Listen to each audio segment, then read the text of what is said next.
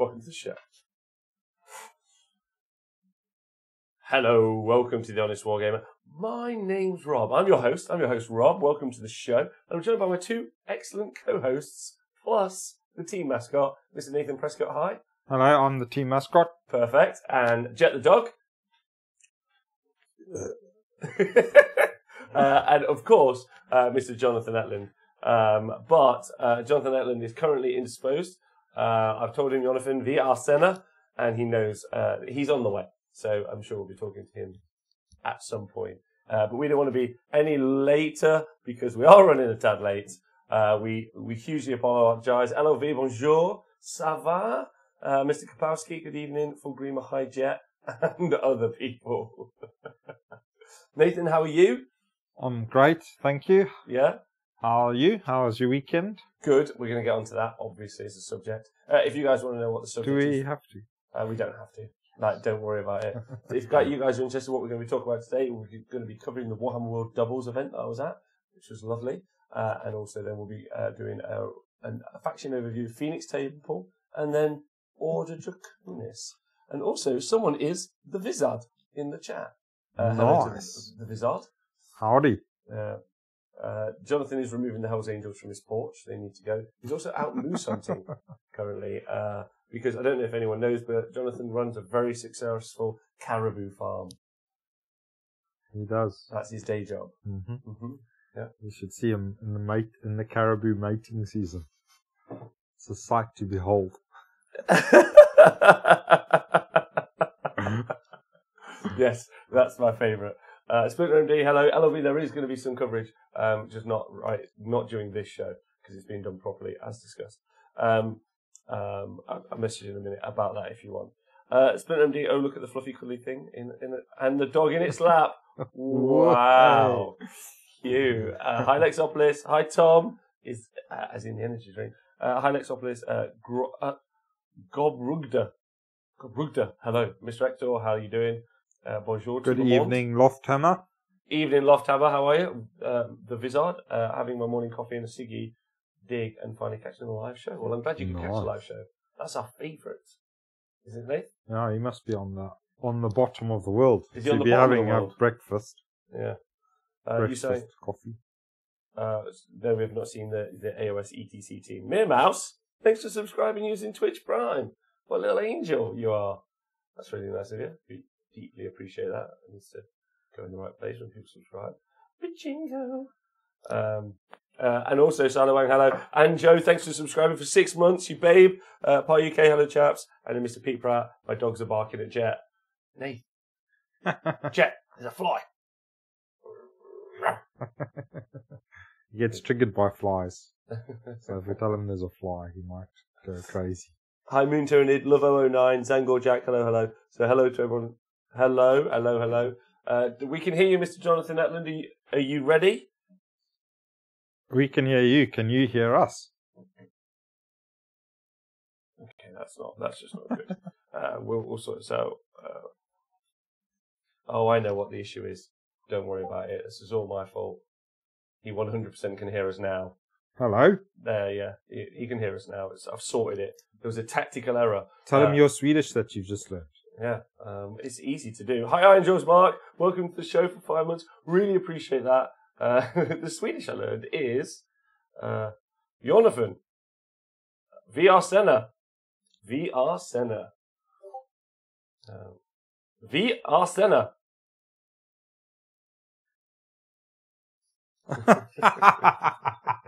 Right, so everyone should be able to hear Jonathan on the show now. Umlaut. We can start the recording for the show properly.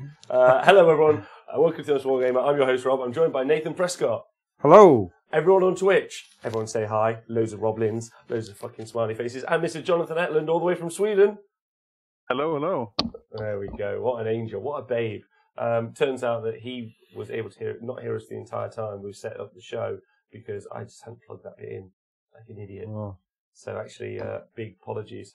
Moon Tyranid, hi. Newcastle Warlord, Grobga, flawless Swedish. Thank you. Fiarsena. Yes. We are a tad late today. We're very, very sorry about that. And the first question is, Nathan, how are you? Yeah, good. How's Age of Sigmar for you?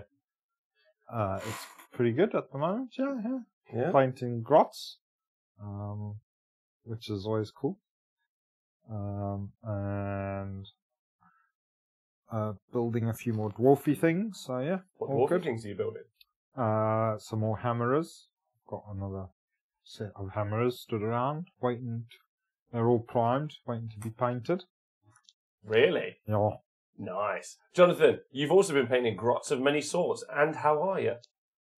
I am very good. Yeah, me and Nathan is in symbiosis, I guess. Yeah, so a bit like when ladies' periods match, you internationally have hobby synced, yes? Yes, exactly. Exactly. Just like menopause or whatever it is. It's not menopause. It's just if women share the same location, they tend to normally get their periods in sync. That's the thing. I'm almost certain. Obviously Thursdays is ladies' night on the Unsport game, but if there are any ladies watching, please let me know if I've got that wrong. Do you know if I have? didn't know Thursday was ladies' night. Yeah, Thursday's normally ladies' night. Okay. Yeah, we talk about that a lot, obviously. Is that Tom and Nick? Just because Nick's on it and he looks gorgeous. And obviously Tom's the lady killer. That's the danger of Thursdays. You want to watch out for Thursdays. John, don't you chuckle just because we've live commentated on his date before. Yeah, he had some game, I think. Yeah, I agree. I think he's got some serious game. Yeah. So, John, what have you been painting at the minute? I'm painting Moonclan Grots. Moonclan Grots. And why are you painting them? Because they are the Because best. I love painting grots, it turns out. They're great to paint. They're great to paint. Yeah, they have so much character. And yeah, it's just fun. I really enjoy it, actually. And they get done quick because they're small. Yeah. So, Doesn't that make it harder? I feel like that makes it harder. no. It's easier. They're actually a Hello. nice kit. Obviously the warband from Shadespire thing, that's great. Nightbolts or whatever. But Yeah. even just the basic infantry is quite a cool kit. Yeah, I think so as well. Yeah. Not that many mod lines, and they go together quickly. Okay. All right. Some Exciting. data for them as well, so that will be cool to see how. Sorry, John, say that I again. want to have them like in a cave. So I green stuff some cave floor for them. So that's my plan. To have my little force in a cave.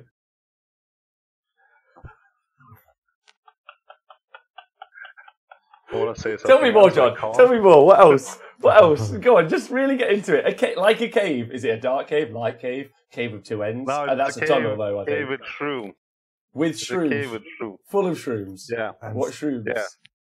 Yeah. It's blue shrooms with white dots, and I think they can get high on them. You think? Are you gonna possibly describe the shrooms in some sort of like long form chat? Like, is there going to be a description of them, or With my games, or like during my game, or what? anytime? I don't know. Are you going to provide like a mushroom stroganoff every time you play? Are you going to be like, here's a small what is it Magic called? mushroom. Here's a Tupperware box of mushroom risotto. risotto. To take some shrooms, though, wouldn't it? Yeah. Like I'm gonna take this room so I get possible to cast, or what is it? Real to cast. Off your face. So in no way do we encourage taking magic mushrooms and then trying to play a game of Warhammer. Will we do that on the That show? would be cool. Maybe. Should we? Probably not. It's supposed to be good for you.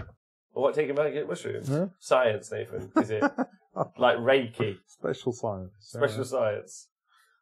That's why I have loads of crystals in my house, because they've cured me of all that ails me. I can see that. Because they go perfect with your tinfoil hat. Yeah, I've got a tinfoil hat on right now. You just can't see it. It's an invisible one. Much like that base that they've released for the Corn Dragon, an invisible round base. I heard it was a hexagon. Hexagon base. That's an imaginary hexagon base. They're already available in 40k. So, hello everyone. Oh wait, I've started the show. Right, hello everyone. Welcome to the Twitch chat. Thank you all for being here. We've got a very important question. What is it? Jet is a jug. Jet is a jug. So the first question we've had via the Twitch stream, where people are currently watching. You might also be watching on YouTube or Facebook, but we're only taking questions on Twitch. Join us every week. What's the question, Nick? What breed is Jet? Jet is a jug. He's a Jack Russell cross pug. Jack Russell crossed with a pug, making a jug. Yeah. Is he a juggalo? He's a jigger jug. Is he a gigolo juggalo? Chit the jug. Has Jet ever had a girlfriend? That's a question I'd like to answer to. ICP. ICP. Yeah, have you ever had a girlfriend or a dog friend, dog girlfriend? I don't know, the B word friend. Well, he's had a boyfriend. Has he? Did he? Remember what he used to do? To Tibbs? Yeah. He did used to bang Tibbs as much as he could. But we are talking about my dog who is a 60-kilogram Newfoundland. And Jet is 5 kilos? Maybe 8? And he would mainly just bang Tibbs' face. And Tibbs just didn't really notice he was there. You guys can't see if you listen to the podcast. Also, if you listen to the podcast, thanks. But it would be a bit like this. Stop this! Okay, cool. I'm good. We've answered that question. Also, if you listen to the podcast, thanks very much. And finally, just want to say thank you to everyone at the start of through all of season 1 on Patreon and on Twitch who subscribed. Like everyone in the chat now, like Tezza, Sinise, Meermouse who just subscribed, LLV, all of you guys that are here. Moon Tyrannid means the world to us. Means we're going to make the biggest Age of Sigmar event, Age of Sigmar podcast, and the biggest 40k podcast in the world. That's our plan. Cool. That's the mission. Take over the world. Are you excited about the mission, Nate? Yeah. Yeah? When's it going to self-destruct? Cheers. It's never going to self-destruct. Oh, this is a mission of perpetual increase. That's the plan. John, are you excited about that? What's perpetual? Continual. Ah, okay. Yeah. So it's just going to expand like a universe. Yeah, like the universe. And then eventually we'll all die from cold, cold death.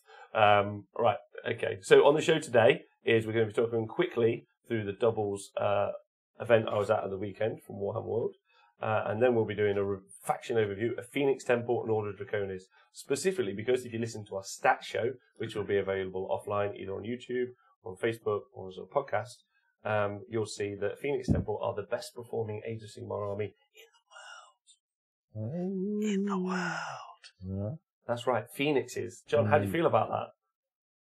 There was one day here in Stockholm this weekend. Phoenix got took it out. I think daughters were there as well. Yeah. Yeah, but they're not doing well, I guess. They're doing better than the Daughters of Cain. Yeah. The visit said, "Would you please give God Emperor Jet more pats? He's working very hard."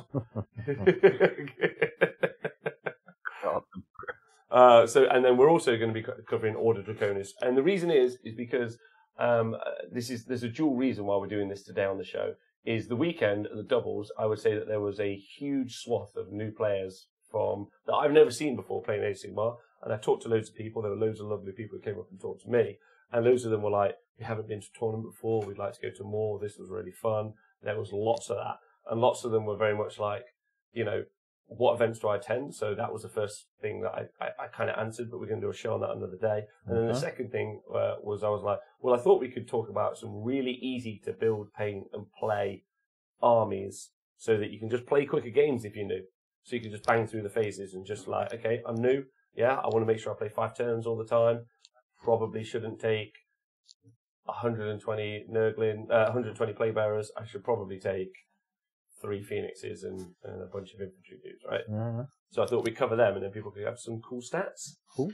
How do you feel about that? Yeah. Yeah? Sounds Pumped? good. I'm in for that. Yeah. Yeah? John, you pumped? Always pumped. I know that they're not grots, and I know that that's triggering you both because basically I feel I've lost both of you. I'm also, by the way, big fan of the Moon Clan, and we all know that. Huge fan, especially a big fan of the Spider Fan grots. Big fan all day long.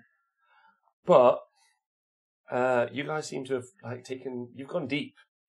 Like I feel like you're unrecoverable at this stage. I feel like even if We are. Yeah, we are. Yeah. Me and Nathan need to attend the doubles with goblins. I think that would be hilarious. You're going to go double goblins at an event? Black robes, nothing underneath. Taking through. No change there then. Yeah. Business as usual. Ace is talking. Hi Ace, by the way, hope you're well. Transcribe it worked for me as a noob. Super quick. You should see us when we cast Bad Moon. Huh? Lovo09 has just said, I lost 10 Liberators with a Warning Lantern to a 10-man Dragonblade unit this weekend, and he's still butthurt about it. Yeah. I also played a tournament this weekend. That took literally forever to sink in, Dave. Dave was like, let me just work a Liberator unit. I've seen those. A Dragonblade unit. And then they fought. Dear God, man. So you guys have literally gone full Moon Clan. Yeah. People say never go full Moon Clan, just like LOV's saying in the chat. Do you think that that's a mistake? And I'm gonna keep playing my Caradron until this is done. Until the Moon Clan are ready. Yeah, and I was at a tournament with Caradron this weekend. Turns out they don't need ships to crash and burn. Did you not do very well with them? Nah, I don't know. For not playing them at all, I think I did decent, but not very well. Not very well. What did you feel their issue was? I think their main issue was me, because I kept overcommitting my engine riggers too fast, because I like to be aggressive, and I don't think you can be as aggressive with them as I was, because that's my only go and grab stuff unit. But otherwise, I think they're just swingy. Some things that happened in the tournament was just ridiculous, but dice wise. But overall, they're just swingy if you don't go mixed order. Okay. I just want to say thank you to Lofthammer, who's just donated 100 bits to the show. It means a lot to us. Really appreciate that. It's always cool to say why you have as well, but he just hasn't. That's just nice. And the Slain, I actually did make some people cry, so it's fine. So you're just a bit passion sensitive. So you're diced in. So you're answering Dicedin's question. You're saying you've said Caradron are super secret good filth, and you're gonna make people cry, and you didn't really experience that this weekend. Some games. Okay. I think I removed the bone splitter force. I think pretty much. Yeah, killed the whole bone splitter, of course, in 2 turns or something crazy. Oh wow. Yeah. Okay, so you had a good weekend overall with the games. Yeah. I mean, it's Sigma and it's fun, and so all good. But I think they're matchup sensitive, and also I obviously don't have the driver license for them yet, so I just need to play a bit more. So might do some changes to the list as well. That's true. You got to get your driver's license and even your flying license. You don't want to be crashing those planes into the road, do you? Not at all. Not at all. There was never mind. Do you know what? There were so many. Do you know what? Fuck it. I'll try and link it all together. Nath, did you hear about the airplane crash? Oh no, the helicopter crash recently. No. There was one, Jonathan. Not only it was in your favourite city. Oh, Leicester. Leicester. Yeah. Yeah. Was it Nathan doing the helicopter and fell down the stairs? It was just so amazing to be able to get you talking about. I know you hate Leicester, and I know that you were talking about flights and things. And then there was a crash this weekend there in Leicester, and linking them all together, which is sad and tragic and really sad. But if you don't laugh, you'll cry. I thought it was really interesting being able to link all those together, which I thought was. It's a shame that helicopter wasn't a nuke. So Jonathan has travelled through Leicester before, not a fan. Yeah. So these even made the US. Hi Oscar. Also Matty684. Hey guys, congrats.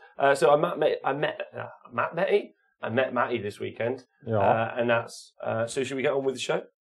Yeah. Any Age of Sigmar news you want covering? Don't forget the stats show is another show, so there'll be stuff about events and other things that have happened over the course of the weekend on that show. Anything you want to talk about that you saw happen this weekend? Realms at War was on. Yeah, that looked awesome as usual. Yeah. Do you want to tell people what that is, Nate? Because some people don't know. So it's a huge, it's a really crazy narrative event that they hold over a weekend. And they really go to town with terrain and stuff. So they have different sets of boards in the different realms. And then they go crazy with just really good battle plans and everything that are just not what you normally play. There's some good stories, and they normally Yeah, they change the rules and do everything. There's normally some crazy card game type thing, which is really good fun. You end up having little, like I saw the destruction guys had to have a fight to see who was the best boss and all of that sort of stuff. So yeah, it's just it's really good weekend. So if you guys are listening, you don't really know what that means. Narrative event. So it's an event. You obviously go like a normal tournament over the weekend. You play. But the guys basically have written stories before. They make you write stories before. It's like kind of a D&D mixed with Age of Sigmar, right? But like a little bit more involved. You have to paint up. I saw some of the armies at Warhammer World before they went off to Rob's War. So I saw Jimbo, saw a bunch of other guys. And some of the armies were insane. Big shout out to the Spider-Fan army that I saw, which just blew me away. So that's really cool. You should always try and check that out if you get the opportunity to. It normally sells out really quick. There are other people around the world trying to host similar narrative events. And I think the problem for those guys is it's really hard to upscale that event because it's so like person to person relatable. Like, you know, they probably can't make it much bigger than it already is. But maybe I'm wrong. Yeah, they have had a couple of looks at it, I think, expanding it. Obviously, it's super popular. But they decide to try and keep it that sort of the same sort of size just so that they can manage it. Yeah. But if you guys think that sounds awesome or want to replicate it, the guys like Steve and Jimbo and Mitzi, those are a whole bunch of guys that you can talk to online. Yeah. And those guys would love to hear from you, and like they'll bend over backwards to try and help you run something similar wherever you are. So it's definitely worth contacting them, especially if you know somewhere like if you're in America or Australia or something, you're not going to be able to like go to that event more than likely. So setting up your own could be cool. Yeah. Especially as it's like I would have loved to have attended, and you and me to talk to the same. John, yourself, would you like to have gone? Yeah, absolutely. It all seems awesome. Yeah, and that's not a gaming event. It's not a competitive tournament. It's a I don't know what the fuck to describe it as. Like, it's tough, right? We should get them on the show one time. It's a great weekend. Yeah, I mean, I've been to the last two. Had to miss this year. And yeah, they're my favourite events over the last few years. Been both the Raw ones, really. I went to one, and I enjoyed it. Yeah. Mainly.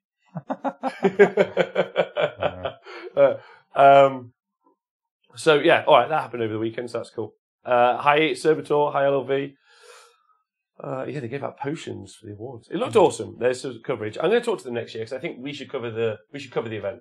Like, I've said to them, I'm like, I don't know how we would live stream an event like that because it's so involved, but I would love to. And I think the people watching should get the opportunity to see it. And I love the idea of tackling that challenge. John, do you think that sounds something fun to tackle as like a streaming mission? With a narrative one? With Realms at War, yeah. I don't really know like the format because I haven't been to one. Mm-hmm. But I guess we need to know the whole plot and all the characters and what they're saying at the table. Yeah, I think it's a challenge. I think it's doable, but I think it's a challenge. Interesting challenge, though, yeah. I think you'd have to be a bit more flexible than just focusing on one game. You'd have to be moving around the room, really. Yeah, we'd have to cut around the room a bunch of stuff. I think that sounds really possible, though. Hi, Mr. Tumnus.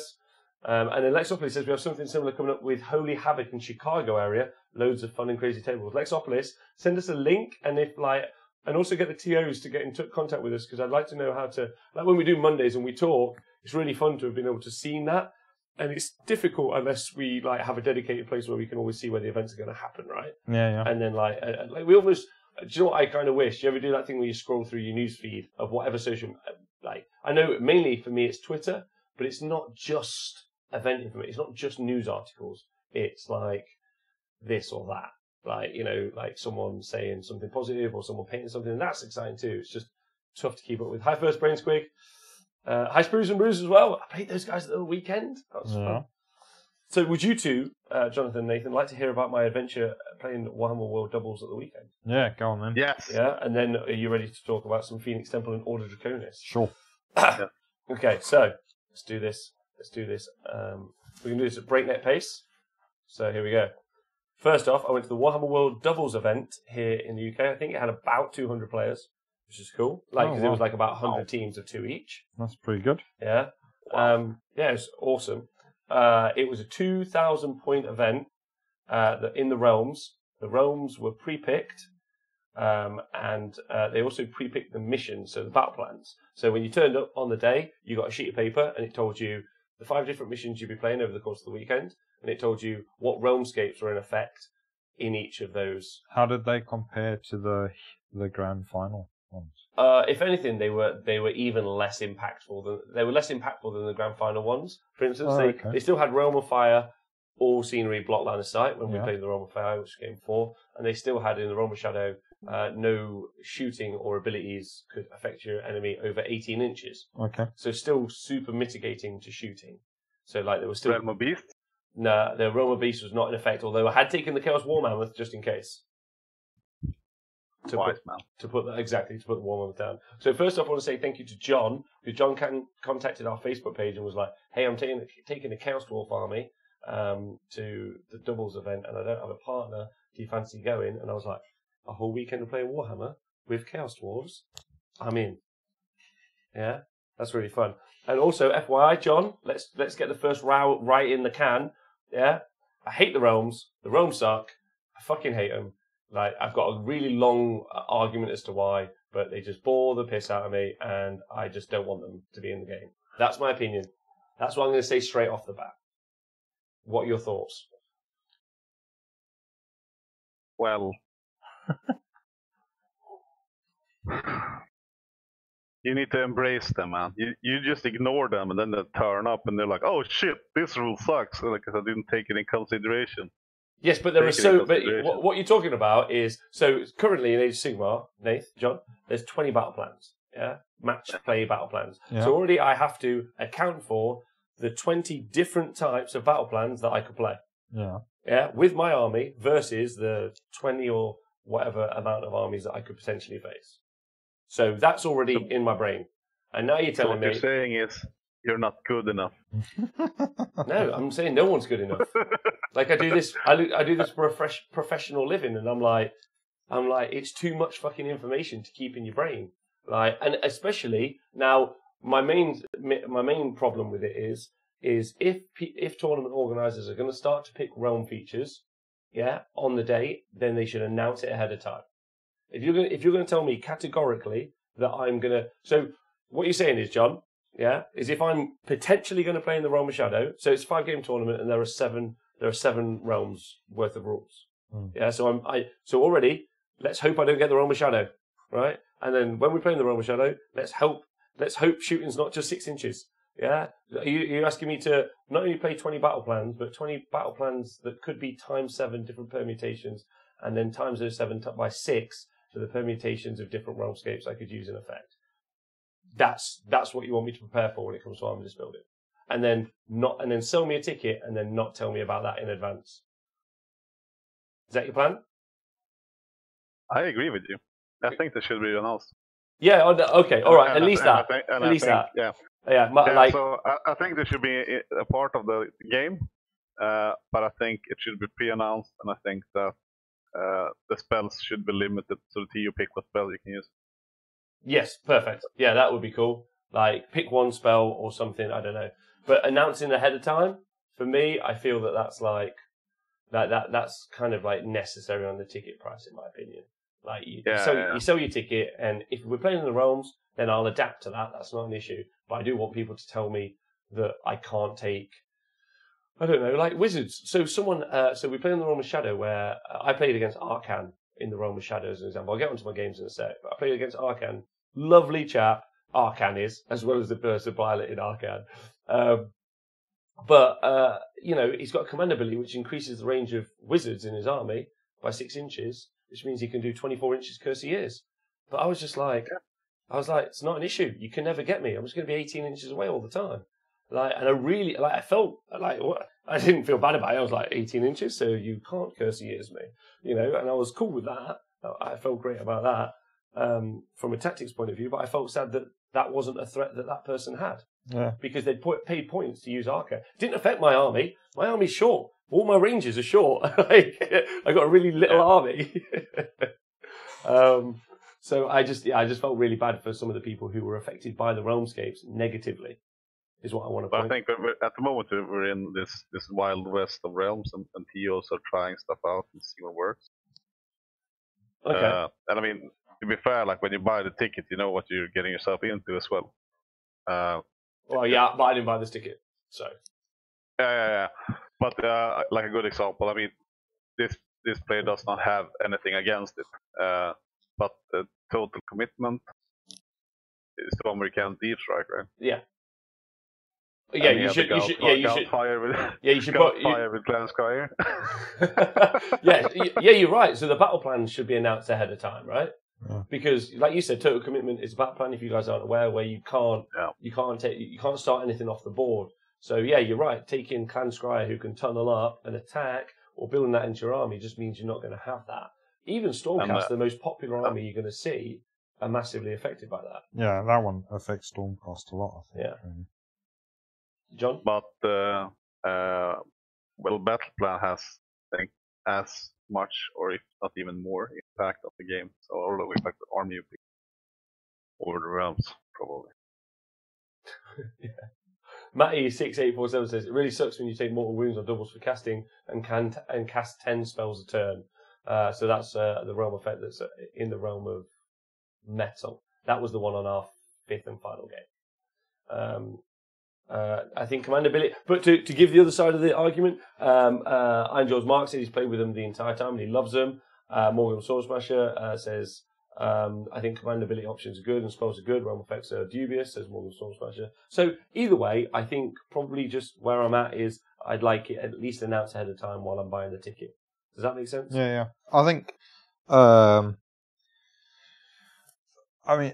I think the realms are a fun way of like changing all the different games. Fair enough. But I do think some of the realmscape effects are mental, like this reducing all shooting to 6 inches is a huge nerf for some armies, and it just means that you're just not going to see if people then have to allow for that possibility, then you're just going to see some armies or some units are just not going to be taken, and some whole armies pretty much, which I don't think is a good thing for the game really. But in general, the rest of the realm stuff is all right. It's just, but it is extra bookkeeping, extra paperwork in the game, so it is making it a more complex game, which obviously some people like the complexity of the game, but then it does mean that new people is going to be slightly more putting to them. So you've got to balance it between those things. It's got to be something that new people can get into, so that you're always having fresh people coming on into the scene, but also with enough depth to it, so that people who are already in it will stay with it and not get bored and wander off. Yeah, so, I had so it's a bit of a balancing thing, but I do think some of the Realmscape features are too much, really. Too extra to describe it, as one of my friends recently called his girlfriend. She's too extra. It's too much for me. That's what someone described her as. Anyway, so I also want that statement made quite clearly before I talk about my games, because it becomes important as we proceed on. So in my opinion, the Realmscape features probably shouldn't be used, but either way, but we'll move on from that. And also I talked to someone over the weekend at lunch on the Sunday, and we were talking, and he said he actually loved the Realmscape's features, the spells and the whole thing. He said it made every permutation of every game he ever played different, which he liked, because he's like, just no two games were the same. Oh yeah, which keeping it fresh, isn't it? So yeah. Which, and I wanted to make sure we clearly we put that in, as an opinion. So hi everyone who's joined us. Hope you're doing well. So Oslan and O, hope you're well. I think Herodicia says should be able to veto a realm. That would be cool. Like everyone who buys a ticket gets to veto a realm. What do you think, Nate? Well, I mean, then there won't be any ROMs. Because I doubt there's... Some people hate some of the realms, aren't they? So, do you think, would you vote based on narrative or gaming choices? Also, hi Riserilla, and also Oslanto O. Oslanto O. No, there's... I mean, I think the realm... I'm sad that we don't get to see Realm of Beasts, because that's the realm where my destruction army comes from. Yeah. But then I guess you do end up with a couple of extra monsters on the table which are extra random, so some people obviously aren't into that. I kind of would have been into it. Like, my doubles partner, John's like, oh, can you bring a monster? I don't have one. Yeah. And I was like, fuck it, yeah, I'll bring the War Mammoth. Because I was like, if we're playing in the realms, this is how I think. If we're playing in the realms, fuck it, let's go all the way. Yeah. You know, Inferno Blades on everything. Yeah, 30 times. Yeah, if we're taking the lock off the fucking pen, let's not just like let the horses loose. Let's shoo them out. Yeah, let's throw a couple of cows in there as well. Let's enjoy the ride, because you know that I don't know. Either way. Yeah. But yeah, I think the worst culprit is Realm of Shadow, just because of its commandability and then also some of the range limiting stuff. As a Caradon player, I found that one really useful. Really. Yeah. I mean, but because a weird game, it's a totally different game. It's like a dance of where you try to catch each other out. It becomes a different game, basically. Yeah, that's the commandability is super mental in that one. Realm of Beasts. Yeah. No, Realm of Shadow. Yeah, it's ridiculous. Yeah, and that's the point. I don't think that they're taking into account that commandability. So we're talking about being able to pick up a unit and drop it X amount of distance away. Like, means that you're aware of it. So you get to the tabletop and you're aware of it. Hopefully, if you're playing a competitive game, you're aware that you can do it and that your opponent could potentially do it. Fine. You're playing a 5-game tournament, you might not be playing the Realm of Shadow, so we'll ignore that. And then it's so dependent on which battle plan you've got in which realm. Like, if you're playing Knife to the Heart, as we did at the GT finals, you know, being able to pick up your unit and throw it at their back objective, where it's just 2 objectives and you need to get the major, that's massively important. Yeah, that you've got that utility. You're like, oh my god, that's great. Armies that usually struggle with that utility, they can do really well. But also the whole point of that battle plan, as far as I see it, is that that's the challenge of that army. And you already know in your army list building, I'm going to have to go and get that objective at Knife to the Heart. I need a unit that can do that. If you haven't prepped for it, you don't need the realm ability to give you a little hand along the way. That's your fault right off the bat, I think. And for every army it bolsters, like let's pick Dispossessed, and you can take unit hammers and fling them up the board. It double down helps the other terrifying armies that can already deep strike or deploy another unit or redeploy another unit or teleport a unit across the board. So when everyone goes, oh, that makes my weak army much better, and I'm like, it does make that strong army also better. So no one's winning that game. Everyone's better. We played it on Total Commitment, so you couldn't deep strike, but you had that one instead. I mean, it's kicking the balls for, as I said, Scryer and Stormcast, and in some way even Deepkin. Yeah. Anyway, so I just thought, great conversation. Probably a whole conversation to have another day. Just came up. I thought that was a point to note. Number one, my experience of the weekend. So it was 1,000 points per player. Yeah, you can have your own general, that sort of shenanigans. You weren't stuck to a faction. Me and John, we were badasses. We obviously stuck Chaos War, Legion of Asgore each. Real talk, no messing about. So, but there were a lot of we've got this unit, we've got that unit. So there was like Tzeentch and Nagash, and then there was Legions and Nagash and Sylvaneth, and you know there was a lot of that sort of shenanigans going around. I saw Caradon Overlords battling with Iron Draws, which was quite cool. Their narrative was that they were leading the Iron Draws to battle or something. Okay. They've been paid to, so that was quite cool. But we took double Chaos Dwarves. But my first reporting that I could give you is that there were fucking, and I mean, I've written here to put this in, loads and loads and loads and loads of fucking Grimgas Reapers. Not just some, loads. Like my 5th and final game, I played 60. The table next to me, there were 30. The table down from that, another 30. At least. There must have been 500 Grimgas Reapers there that weekend.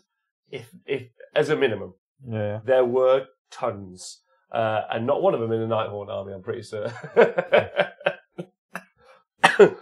John, have you experienced Grimgas Reapers yet? Nate, you? Yep. Yeah. I've played against them a couple of times. What do you think? They're pretty decent. Yeah. Yeah. Yeah, I think They are really I decent. think they misspelled the name and put an E in there that shouldn't be there. Stop it, John. Hi, Rachel. How you doing? Well, I Rachel, think they are really good. Too many E's. So Spruce and Bruce was there this weekend. Says I was disappointed about the lack of realm of beasts. I bought 2 monsters. As a result, 5 and 6 required 2 of them, and the event pack said they would be in use, and then they weren't. So yeah. Laveau says, "Did you get a turn 3 in any of your games? Me and my buddy finish every game at the end of turn 2." Says Laveau. Yeah, we did. So many Reapers. I played against units of 40 in 2 games. Yeah, they're just everywhere. Just Grimgas Reapers were everywhere. So that's my main report. You know, when people are like, what sort of armies were there? I was like, Grimgas Reapers. Might as well call it the spooky edition. I mean, it was Halloween. No, it's not Halloween, but it was like late October, so that's fair. Yeah. That's the right time, right? Yeah. Yeah. But in the Legion and the Gash list, they are, as Nick is saying, crazy. Also, Jazzy128, thanks for subscribing. Woohoo! So yeah, that's some feedback I've got for you. And then also the other feedback is loads of people, like Matty's in the chat, Spruce and Bruce, a bunch of people came up to talk to me about the fact that they watched the show, they really like it. Final game, I was sat next to a couple of chaps who were talking to me, who made me send you that voice note, Nate, about Barak Mornar. Good. And their Caradron, they had the little, Nick played against them, I think. They had Grimbaloxen. And Nick came up to me and went, No. Brock. No, Brock, what's his name? Brock. Lesnar. No. The Caradron Overlord, special character with a top hat and a big balloon. Brock Grunson or something. Brock like Grunson. Oh, yeah. Anyway, Nick came up to me and was like, do you know you can make units run in charge? And I was like, no. Anyway, he just did that. He did that face where you go, I've learned something today, which is very much like my experience playing Nick in the GT. Which is very like my experience playing Nick in the GT finals, where I was like, did you know 12 Kadai can't even half kill a unit of Daughters of Cain Snakes? And everyone was like, no, I did not know that. That's really interesting. John Axum says there were at least 40 death armies there easily. It was just full of death armies, which was interesting because I didn't feel that there were a lot of Grimgas Reapers at the GT finals 2 weeks before. Oh, You know why? I think there's a lot of death armies. Why? The Night Hunt are so easy to paint up. And they paint up really well. Well, they do, but I would also say, and this is my opinion, as I've said, I felt that there were a lot of new players at that event. Because it's doubles, it was really friendly, the atmosphere was fantastic, there were loads of lovely people, didn't have a bad game at all. Everyone around me seemed to have a lovely, lovely time. Everyone was sweet. It was an awesome event, and I just and I felt like I was like seeing the next wave, the next generation of players, and what they were playing and what they were working towards. Okay. And it was really, really interesting. Well, that's how it felt for me going along. I wish you guys had popped along at the weekend. And according to the stats, also Death is the most played army. Papine says I've added 30 Reapers to my list and it's ridiculous, like LeBron James and the Lakers. What were the units that run around licking windows and the Grimcasters smash your face and winning games? And in case anyone's not really au fait with why the Spooky Boys are so scary in the Legions of the Gas list, Nath, why are they so worrisome? Why are they so worrisome? They're just one command point, Nathan. That's all you need to know.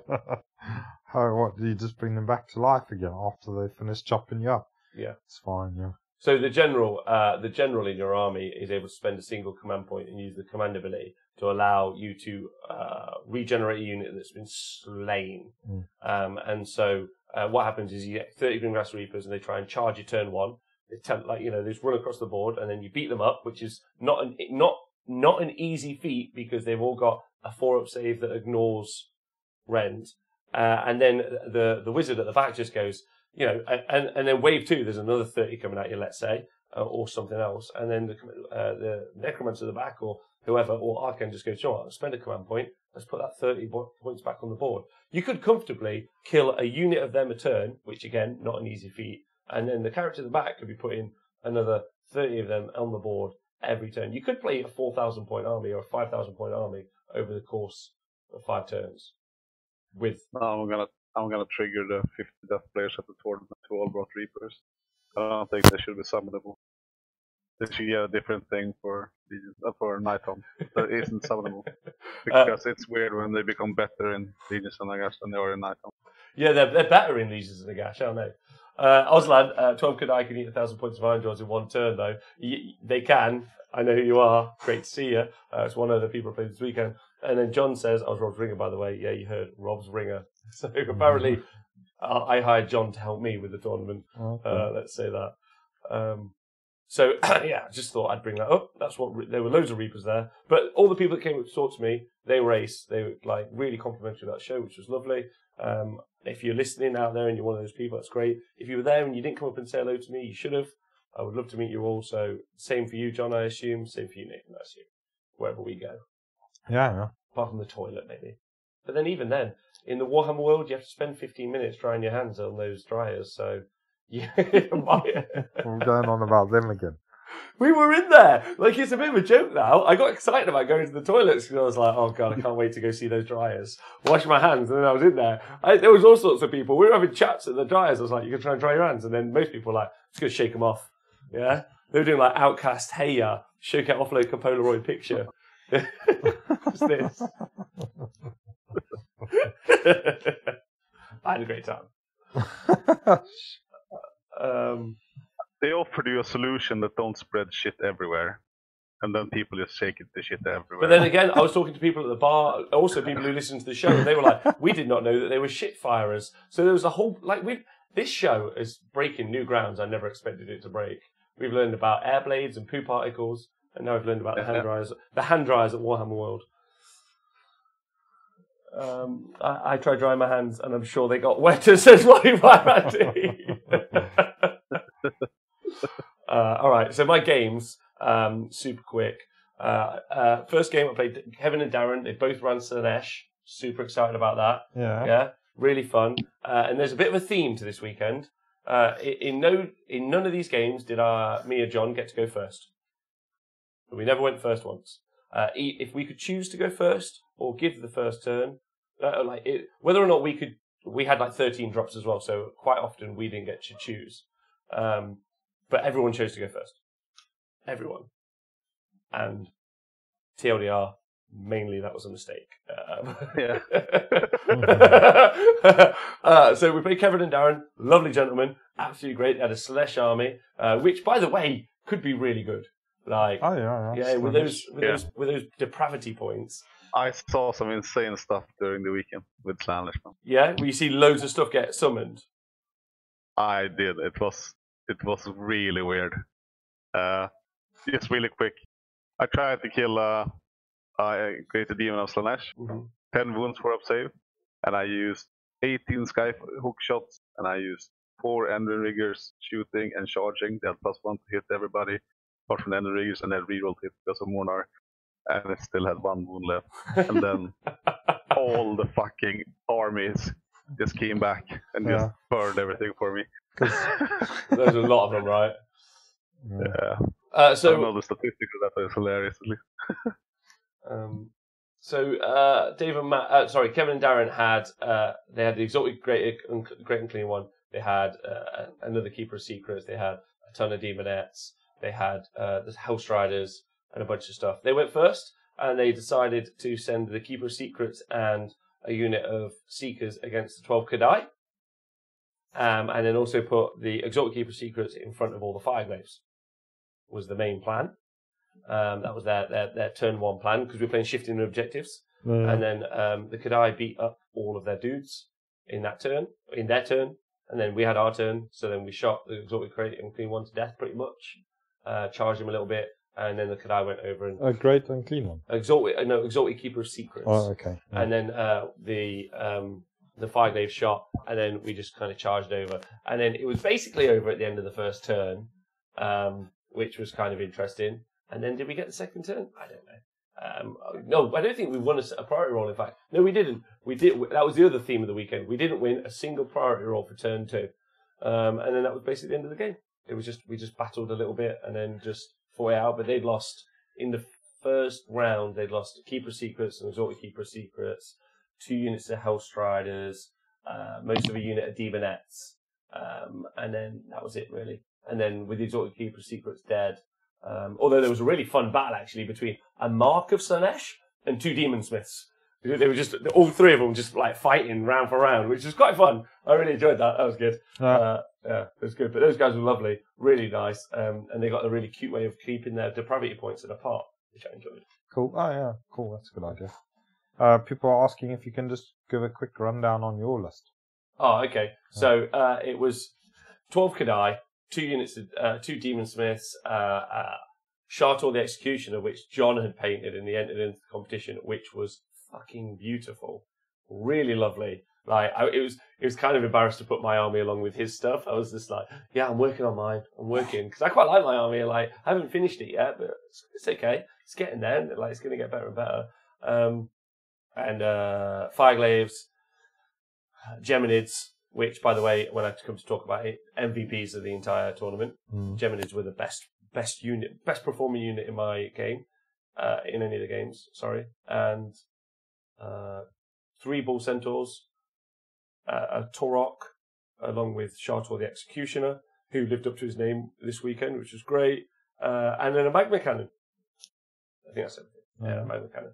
And Magma Cannon did okay as well. So, Geminids, actually, talking about that game, the first game, we cast Geminids turn 1, boom, yeah, threw that through their army, -1 attack on that unit, -1 hit on that unit, D3 mortal wounds all around.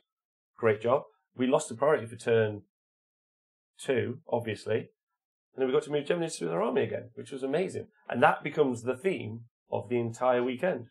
Every single, like, the opponent goes first, they charge at us, yeah, we counterattack, we throw Geminids into our army, we lose priority turn 2, we bang Geminids through their army again, which massively helps, and then go on to kick face, which is really fun.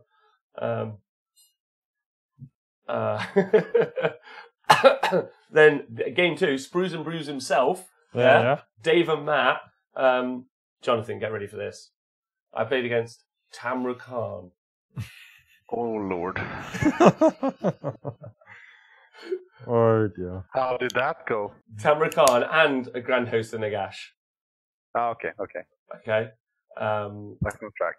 Back on track, boys. Number 1, I've not met Dave and Matt before properly. Well, I've met I met them a little bit before, but not like playing a whole game with them. It was really fun to get to finally play them. Armies looked great. It was really good. Also, Slanesh army by Dave and Matt looked really great. Really good laugh. Really funny opponents. Really fun. And also, get this, I did not know this. Tamra Khan army, they get the Tamra Khan allegiance ability, which obviously none of us give a fuck about. But you also get the Maggotkin allegiance ability at the same time. Oh, okay. What? Oh. That's what I said. I honestly was like, oh no, I'm going to have to tell him that he doesn't get the Maggotkin allegiance as well. But then he showed me, and he's like, look, it says it right at the top. And I was like, well, fuck me gently. Like, this is cool. And then later on I was like, can I write a Tamra Khan list? And I was like, no, stop yourself. Stop this right now. But you can. Did you know that? So you could have you could do Blades of Putrefaction in your army of your wizards. You'd have to ally a wizard in. You can have Battle Line, Bile Trogoths. It's pretty cool. Toads. At one point in our game, they had toads try to lick our bulls. What, lick your Geminids? No, bulls. No, bulls, not balls.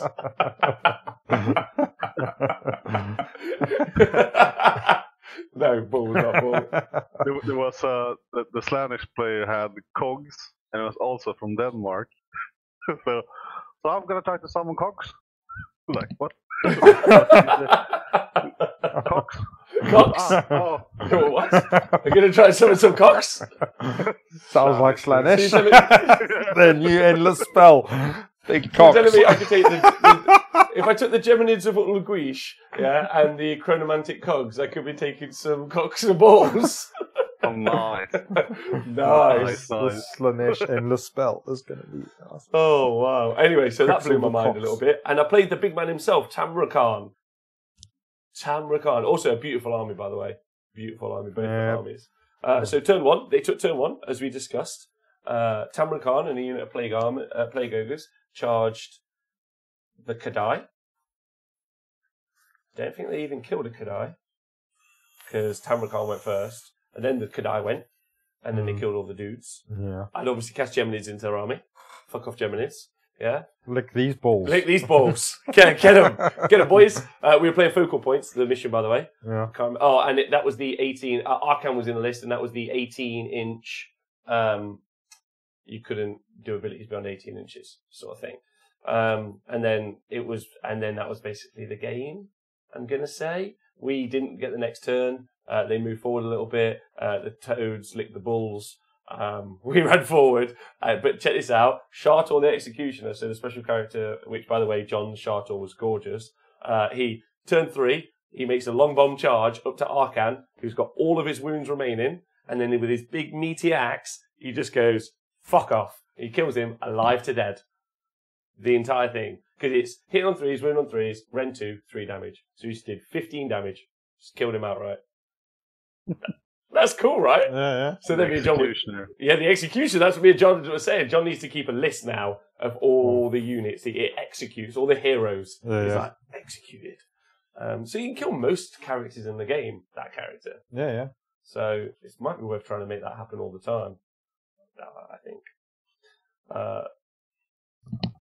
Anyway, so that was quite fun. And Tamra Khan, by the way, you guys are listening, so I'm sure you don't mind. I'm sure you experienced this weekend. Fucking lovely model. Awful rules. So bad. So terrible. So terribly bad. He's a bit of a struggler, isn't he? He's a real struggler. John, have you ever played against Tamra Khan? No. Actually, I saw him at the first South Coast I went to, but since then he's been shining with his absence. Nathan, have you ever seen one? Apart from mine? Yeah, I've just seen your one. he's been in this cupboard for fucking ever. Yeah. He came on the table, then he went off the table pretty quick. Never got used again, did he? So yeah, he's a struggler. And then finally on the Saturday, Chris and Dan, who used Iron Jaws, and Seraphon. So that was cool because I was quite aware of both armies and how they worked. Really enjoyed that game. That was really fun. Chris was running the Iron Jaws, Dan was running Seraphon. Similar, turn 1. Chris got a little bit spooked by the allegiance ability of the realm of fire. Well, not the realm of fire, but our realm. Also, we were playing in the realm of fire, actually. So, and that realmscape and the shooting was minimal. No, it wasn't realm of fire that day. Doesn't matter. Anyway, long story short, if you move over 6 inches, you roll dice on a 4+, you take a mortal wound. 63. So Chris didn't move his Iron Jaws around. He didn't move the Mega Boss too much, and just kind of left him in the middle of the table. And then, but Dan teleported a unit of Ripidactyls and just blitzed through bloody one of our. Oh, because we're playing 3 places of Arcane Power. Yeah. Hardest mission for a Chaos Dwarf army to win, because we've either got one really ugly general who's a bull, because you make him grotesque all the time with an artifact, or 2 movement 4 wizards. That's all you got. And he came over and he just bloody Seraphon one of them straight away. But it was really cool. He was like, he got the bloat toad. He's like, got the bloat toad? And I was like, oh, I know about the bloat toad. All hail the bloat toad. Yeah. And then he just nuked one of our characters straight off the bat.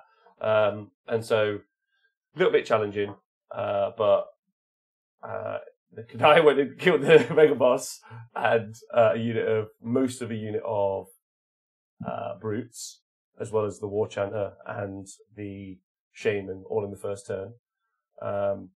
And some shooting helped as well. Magma Cannon did a bit of shooting. And then Shartor went off on a bit of a mission just to do some fighting, but basically did nothing. And then we went and sat on the objective at the top. So we kind of won the middle and won the top. But then what was really fun was watching Dan. Like he had some cogs turning in his head, Nathan.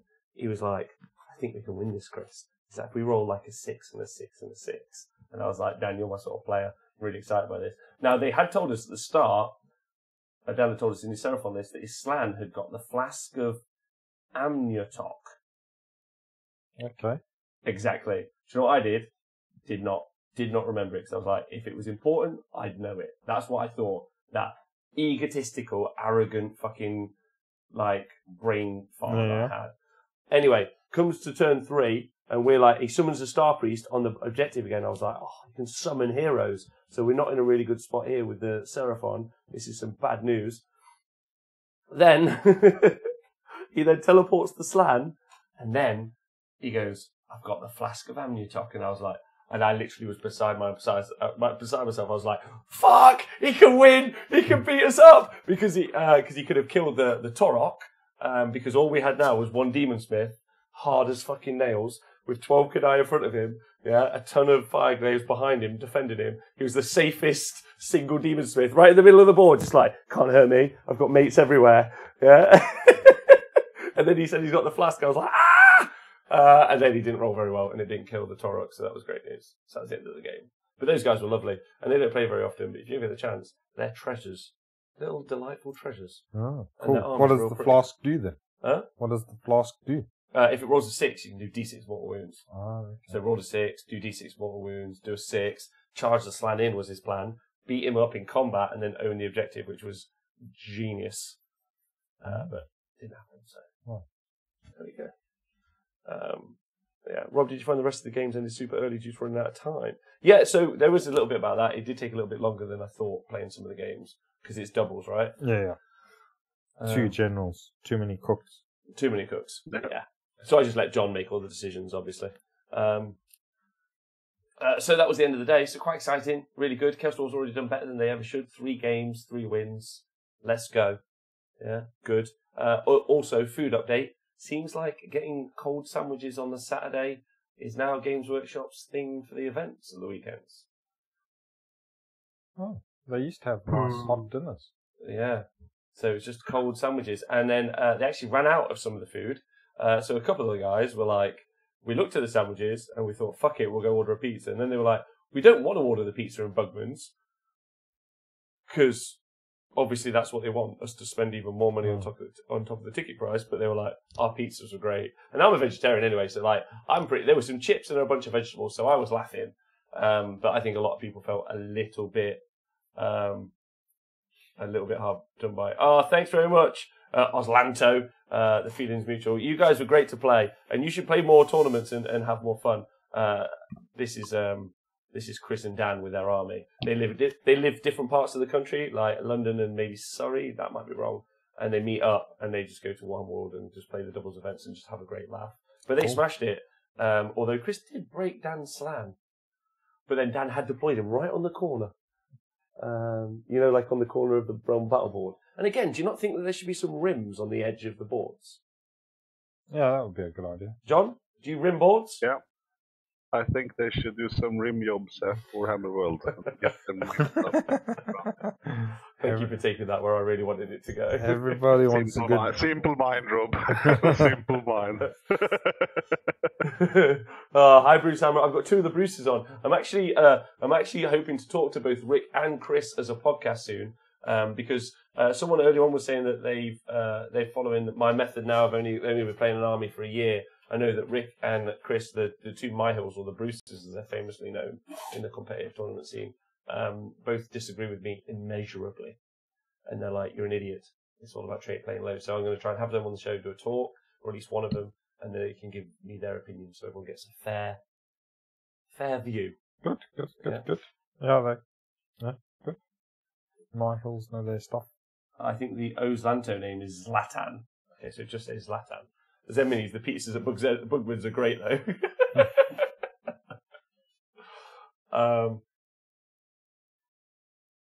Morgan Source Smash says you pay 65 quid for the ticket. There's no way Saturday should be that disappointing for the food. Yeah. I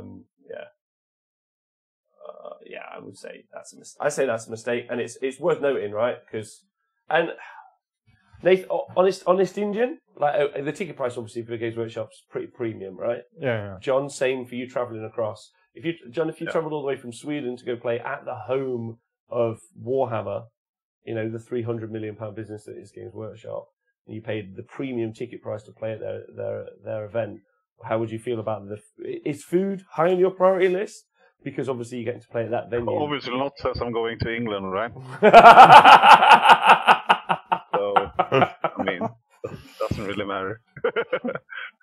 And I had to be hungover as well, like the other day, the second day. So, I mean, I can eat like a baby or something, doesn't matter. You could eat a baby. Yeah, Fucking whatever. fleshy Put something in front of me and I eat it. Hi Night Zao, he was there this weekend as well. It came 23rd. What? Come on, tell me. What do you think? Like, is it an issue? Should I be like? Is it something even worth talking about, or do you think like it's just worth?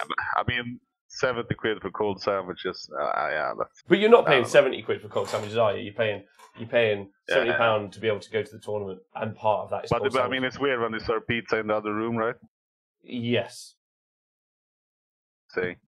Yeah, but I mean, all the time before, you'd get lasagnas and Yeah. Yeah, so hot it's a dogs policy and change. burgers and all sorts of. What's the new policy? Shit the food.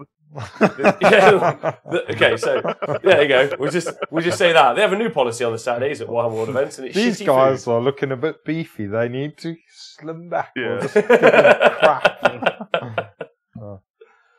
And then Spruce and Bruce says, I have to say the food was a lot better at the Throne Scores a few months ago.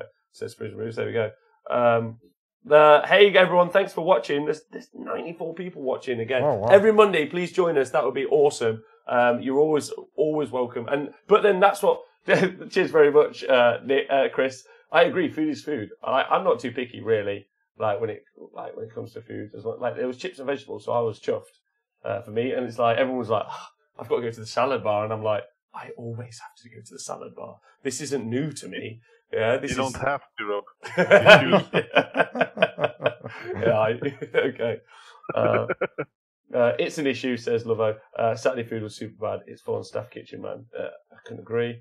And used to get fed twice on the Saturday, says the first brain squeak. I never knew that. Used to get fed twice on the Saturday. So it's basically £35 a day. It is. Anyway, worth talking about. I just thought mentioning the temperature. By the way, you'll all be happy to know if you listen back to my review of the heat a couple of weeks ago. The temperature was excellent on both days. Very nice. Especially as it was very full of gentlemen playing very furious Warhammer, so it wasn't too hot. Cool. And it wasn't too cold. You could say it was just. It was the Goldilocks zone of Warhammer World. It was the Goldilocks. Yeah. But now, I don't know anyone else who was there, and I don't know if it's because I had to work both Friday night and Saturday night, so I was running the entire weekend on 8 hours sleep. But it felt like on the Saturday, all the tables were really close together, and everyone was super close. And too close, it was too packed in there. Yeah. But then after you'd starved on the Saturday, you were a lot Oh, yeah! slimmer on the Sunday, and then you could all fit. But then Their on the policy is working. But then on the Saturday, honestly, it felt like there was more room between the tables, and I don't know. It's because you all lost 5 stone each, because you hadn't had a massive Because we dinner. had one meal, one salad. Because you'd all eaten salad. Anyway, so I thought that was interesting. Anyway, day 2, I got to play Joe and Matt. Wonderful, wonderful people. Salty. Me and Salty had this game where we would just stare each other in the eye and roll the dice. And for some reason, whenever we did it, it was just 5s and 6s all day long. Oh, yeah. 5s and 6s. Really fun. And he almost cursed the ears off my Kadai. Got down to a 4-up. And then didn't get it off, which was really sad. But yeah, Sylvaneth and Death. Really fun. Really enjoyed it. Again, we didn't get the first turn. Again, they took the first turn. Again, they took their really big model. Alariel. And said, yeah, shoot this. And no, it went, I'm going to go fight them dwarves. I went and fought the dwarves. And then, to be fair, the dice were terrible and just didn't get anything off. And then the dwarves were like, oh, you can have a couple of punches back. But in the next round, they were like, we're going to shoot you in the face. And so Alariel died. And then she already pooped out some bow hunters. But they had some Geminids hitting them all day long. And then it was just, and there was also a group of 30 Reapers that we had to go beat up. So the Kadai, on the first turn, we shot Alariel to death, and then we sent the Kadai off to go beat up the 30 Grimghast Reapers, which was great fun. And then they got priority, so we moved. And we tried to kill Arkan as well, and he wouldn't die, right? I was like, fuck. And then they got priority, and then they couldn't summon any Reapers that turn, which was great with their command point. So then Arkan ran away out of combat. It's like, okay, and then our turn, we tried to chase Arkan down again. I went to fight him, and again, didn't kill him. I was like, oh, for fuck's sake. And then he ran off again, and then he nearly cursed the ears off the Kadai. And then we ran him off again, and then this was in the realm of fire at this point, so we couldn't really shoot much. And then eventually, we got him. We got him, boys! We got him. But he did bring back. No, we didn't get him. That's wrong. We didn't get him. 30 Reapers got summoned back out the gravesite. They got Inferno Blades cast on them. They which this is a totally different story. Yeah, now. different story. Sorry. yeah. They had Inferno Blades cast on them. They charged the Kadai, and then from alive to dead, the Kadai just were kaput. Oh, He killed 11 of them. I think one had died before. 11 of them in one round of combat. That's quite impressive. Yeah. Yeah. It was incredibly impressive. The bow hunters were on fire as well. They would slap. Pew, pew, pew. Well, just around the fire. Yeah, around the fire. Yeah, they were doing really well. Oh no! Obviously. So it was a really fun game. We had to fight some Colonel Thunder. The Bull Centaurs fought the Colonel Thunters, which was quite impressive. I thought that wasn't too bad. But generally, just a really fun game. A real great pair of gents to play. I was really tired that Sunday morning. And me and John and them just had a fucking great time on the tabletop, which is what we weren't expecting. And the table next to us, there was a group of guys, and they were playing Khorne versus our next opponents, Christophe and Philippe. And that seemed like quite a tense game. And Christophe and Philippe had a very optimized army. So I was a bit like, as me and John kind of played through, and it looked like we were winning, I was like, oh no, we're going to have to play the really, really serious good guys next round. Yeah. And I was like, and the problem is Joe and Matt had given us such a good laugh of a game, and then every other game that we'd had been such a ball that I was kind of like, I don't really want to play any proper Warhammer. Like, does that make sense? Yeah. I was like, I've had a great weekend. I can't really be arsed. Let's see what the guys saying. It was very packed. I didn't mind that though.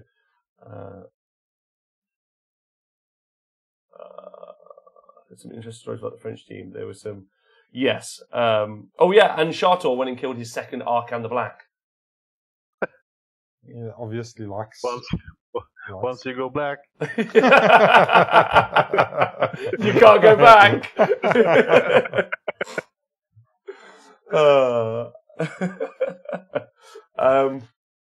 And interestingly, also big shout out to both Joe and Matt, because they were the first person to kill the Kadai. In fact, they were the only team that weekend to kill the Kadai unit.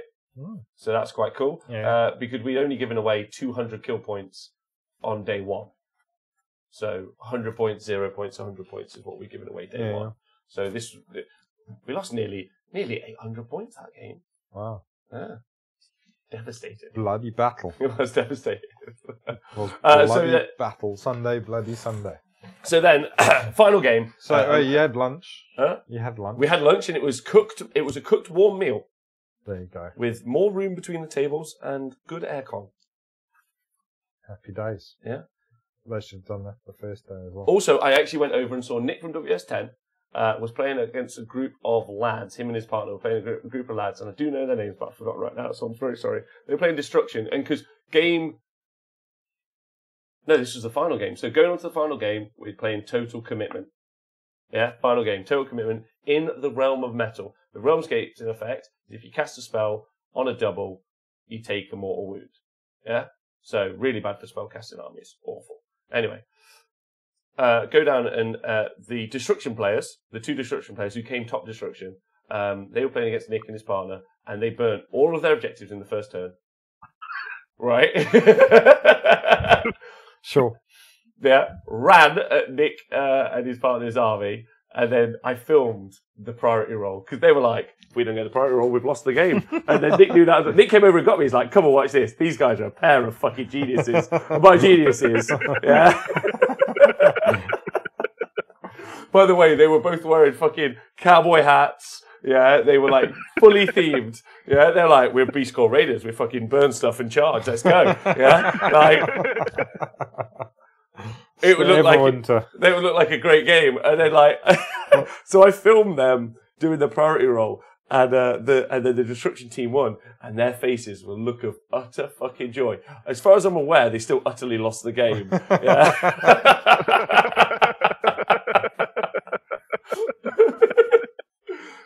But it looked like it was a blast, in my opinion. Super Grendel says we called the we called the Kadai Kabai after he killed him. Kabai. So it was Dave and Jack. That's who they were. Tunsgate Tyrants, the petting zoo. So big shout out to Dave and Jack. Or what is because that's the BDSM of wargaming, isn't it? You play Total Commitment. You burn all your objectives. No, the proper game is you burn your objectives and 2 of their objectives on the first turn, which means you've got 5 points. Now, if your opponent can sit on one objective, right, all 5 turns, they win the game. But they are sweating bullets holding on to that one objective. Just like, this is ours. So that looked really... That's I think that might be one of my favourite scenarios, you know. But it's also fucking complicated. Total commitment. It's so difficult to work out. I think it's bad that you can burn turn 1. Huh? I think it's bad that you can burn turn 1. Yeah. Yeah, I think a bunch of people did that and lost the game turn 1. They didn't really know. Well, it's like but you can also take the game away from your opponent. Yes. Yeah. Turn 1. They're legends. Honestly, great fun. What a way to finish a great weekend. Yeah, they looked like it was a great game. So we played 2 members of the French ETC team, me and John did. Ooh la la. Yeah, that's right. Ooh la la. Who are also going to be at Blood Tide, John.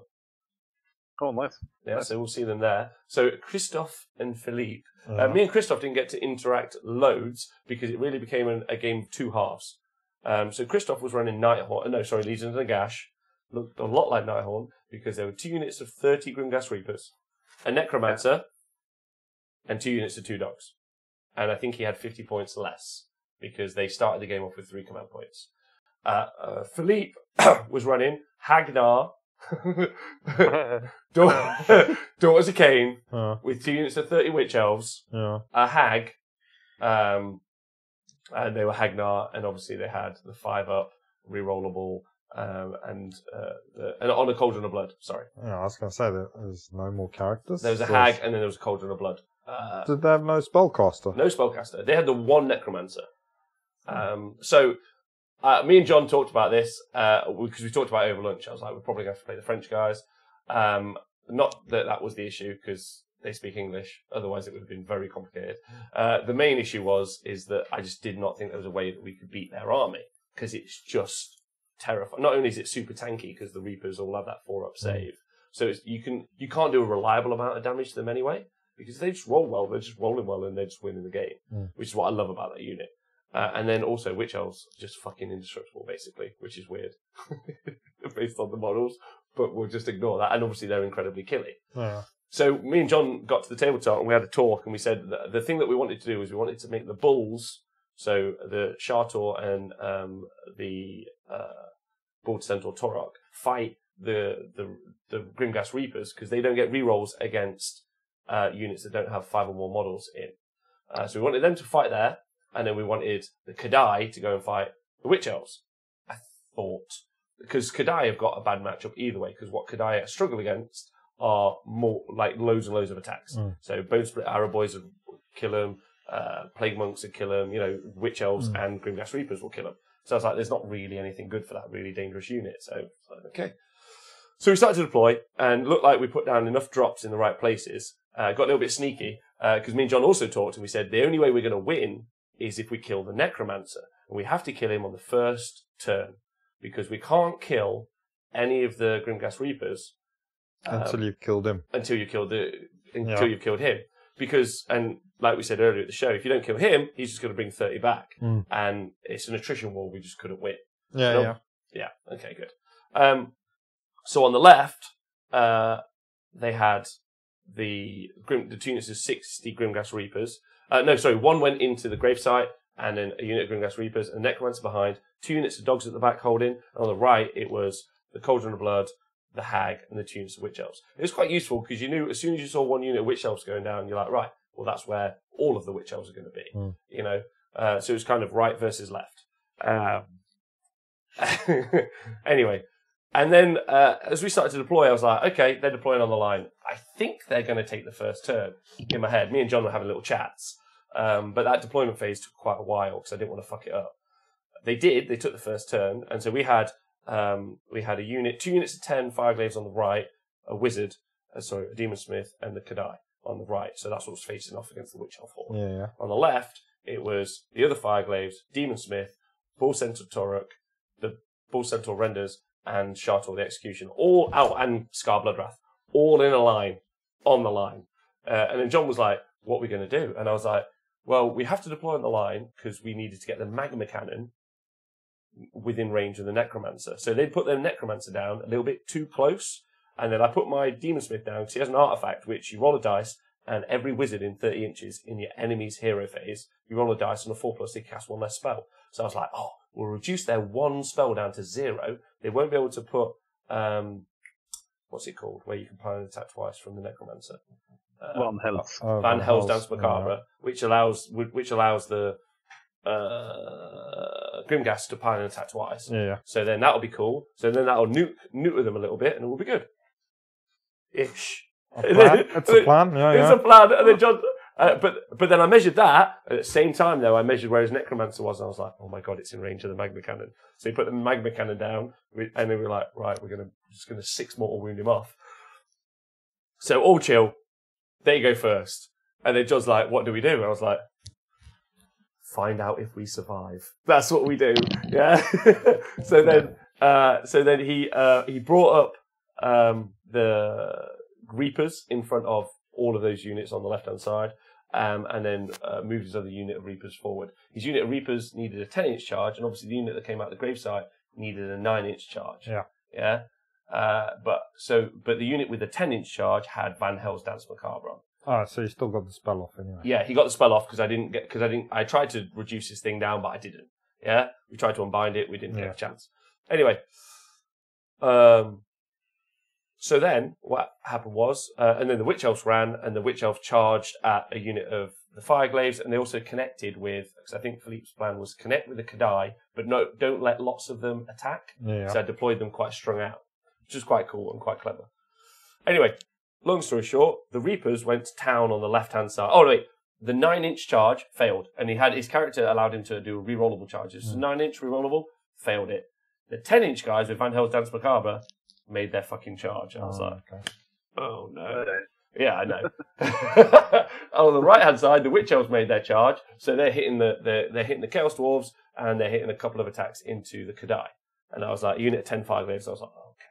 So anyway, on the left-hand side, they kill not loads of dwarves, not loads. So what we did was they activated first, and they attacked Scar, the Torok, Shartor, the Bull Centaurs, because they'd attached everything, the Magma Cannon, and the 2 units of Fireglaves on the left. So they attacked all of that, and then we're like, cool. Then we attacked with the Kadai into the Witch Elves, killed like 7 or something really pathetic. But he hadn't got the 5-up rerollable save on, so just the 5-up save. Yeah. Failed his blessing of Cain then. Failed his blessing. And on the left-hand side, he then obviously attacked again. And I was like, oh my god, we've lost the entire left flank at the start of the game. But then when I turned around, finally, I looked at John, and John had been making saves like a boss, and we'd lost like 10, 12 dwarves, 1 bull, and that was it. Oh. So then obviously John got to attack with 2 heroes that potentially can do 15 damage each, Scar, a unit of Bull Centaur Renders, a Demonsmith, and a bunch of dwarves. And we half-killed that unit in our first turn, which was obviously brilliant. And then he wasn't near a hero. I think we killed 14. He wasn't near a hero, so just a ton more battle-shocked off. So I was like, this is great. However, the poor 10 Chaos Dwarves on the right-hand side had to make 16 saves against the Witch Elves. And I made 14 4-ups. So I lost 3. I lost 3 dwarves against some Witch Elves. I was like, yes! The dice were like letting the narrative happen. I was like, I'm covered in armour. We're going to survive it. Yeah? John, you excited? So then me and John looking at each other. We're like, oh my God. We've survived. We've survived. Maybe let's play the game. So then we looked at each other, and then we were like super excited. So I was like, Geminids, cast it. Yeah? Boom. Hit the Necromancer. Hit a bunch of stuff. But I mainly was focused on the Necromancer. Caused 1 mortal wound. Shit. He passed it over to the dogs. Shit. Like, or he took a couple of mortal wounds or whatever it was, but I was like, pass it on to the dogs. I was like, okay, it's not good enough, but we'll try. Magma Cannon fired. 2 mortal wounds. Oh, not enough. Shit, okay. Fireglaive shot, killed some Witch Elves. Fireglaive shot, killed some more spooky ghosts. Bull Centaur Shartor opened his mask and screamed at some ghosts. I was like, okay, we're not in a great spot. We're kind of in the middle of the board. Scars move forward. On the left-hand flank, there's a unit of... So we've wiped out 30 Grimghast Reapers. and at the end of turn 1, we've wiped out 30 Witch Elves. Okay? I've still got 10 Kadai. Pretty good. Got most of the dwarves on the right-hand side, most of the dwarves on the left-hand side. We haven't lost a unit. That's pretty good. Yeah? That's a successful turn. But now, and the Necromancer's got 2 wounds, and I'm like, right, we get the next turn, we get the priority roll, yeah? This is going to be brilliant. We're going to get the priority roll, we're going to kill that guy, we're going to charge in, and we're going to wipe out those Grimghast Reapers. We're going to charge over and kill the Cauldron, which makes the witches a lot worse, and then we basically won the game. I think that's going to be good. Roll priority. John and Christoph rolled it. Didn't win it, did we? Absolutely fucked us. Yeah, and we looked at each other and we were like, oh no, there's another unit of 30 Grimghast Reapers coming back. And then John kindly reminded me, and I remembered, we get to move the Geminids. So you ran them down that Necromancer. So we threw the Geminids. We threw the Geminids at the Necromancer, John. Yeah, listen to this. How exciting is this? We do some mortal wounds. There, you pass them off to the dogs. He's got 1 wound left. Oh. So he's not like this. Not like this. Not like don't, because I mean you've got it. Nathan's worked out what's happened. So then he goes, right, okay, my hero phase. So Philippe casts some spells. See if you can work out what's happening. Yeah, he's got 1 wound left. He's got 1 wound left. He's got 1 wound left. He goes, right, okay, first I'll cast Van Hell's Dance Macabre on these Grimghast Reapers, and then I'm going to use my 1 command point and get my 30 back. So he casts it, and it's a double. The double. He takes a mortal wound. So, okay, he's got a 6-up save. No. Can he pass it off to the dog? No. And then he dies. And me and John are screaming. Yeah? We are screaming. We're like, there is no way. And now I'm in this incredibly difficult position where I hate the realms, but they help me win the game. If only he had done his command thing before he died. Yeah, we didn't use the command.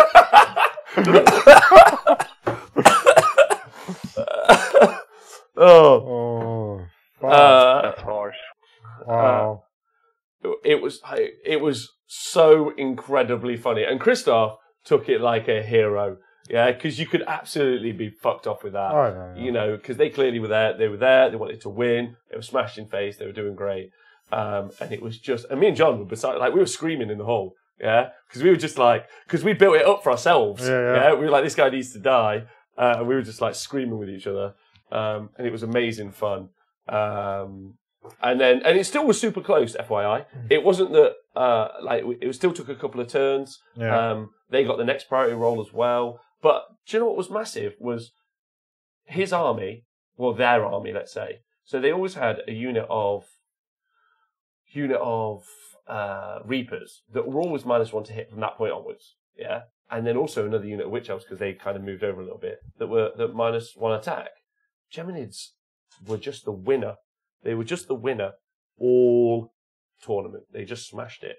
They were just like, it was just, we lose a priority, because you always cast it into your opponent's deployment zone, or where their army is. So you lose priority, you just get to do some D3 mortal wounds into their army, which against some armies is devastating. And -1 to hit is just great. Yeah. Just pucker. John, have you used Geminids before? Yeah. And I have them used against me as well. They're horrible. They were even more horrible pre-nerf, but they're still really good. Yeah. I think of the endless spells, that was the first ones I put into a list, just because they're just obviously so good. Yeah. John says him rolling that dice to pass it off or not to the dogs was one of the most tense things I've ever been involved in his entire life. It was so tense. It was what was hilarious is you're like, you kind of resign yourself and you're just like, oh well, this is just how it's going now. It's going to be tough. It was just amazing. But that said, can I just point this out? And I don't want to try and labour the point, but they lost that game because they used the realms. If we hadn't been playing in the realms, they'd have won that game. So, don't know what to tell you. Playing in the realms. Is it a bad thing that Legions of Nagash combined with Daughters of Cain lost? I don't know. I don't know. If you get my sympathies with that one. Okay, so yeah. Think about it. No, you don't get it. No, you don't get it. Which was lovely. So we ended up winning the event, which was really nice. It was great. There was also a couple of guys at a table below us. There was a proper pair of young lads And they also won 5 games in a row. And I think they were using a mixed force of Nurgle and something else. And they were really young. And I was saying to John, I was like chuffed if we win the event, like no issues, because obviously so they'd also won 5 games as well, and they had an incredibly difficult army name, so I'll never announce it ever. But they didn't get as many. They got some favorite game votes, which we didn't get, but they got some favorite army votes. And we got some favorite army votes as well, but we got more favorite army votes than they got. So that's why we got a little bit above them. And that's not me trying to put ourselves down. I was just like, I was like chuffed that we came first, like chuffed. But similarly, like they were a pair of like young lads, and it would have been really, James and Tim, that was them. It would have been really, it would have made me quite happy to see a pair of like those young lads. Like I don't know if they've won any tournaments before, but I'd have been chuffed for them, like taking that away. So coming second, no bad. But me and John did rock up 9,500 kill points out of 10,000. Yeah, which I was quite impressive. Yeah. So it was really fun. Good weekend. Any questions? They got a little trophy. That was nice. Great weekend run by the event staff. Good. Any thoughts, questions, feelings? Want to comment about my hilarious relationship now with the realms of the realm? Chamon. I'm so glad I haven't told you that story before you got here. That's yeah. Yeah, well, it's a fun game. Made it fun, didn't it? So cool. It's nice going to these types of events, like just relax and have fun and throw some dice and laugh. I mean, I do that all the time. But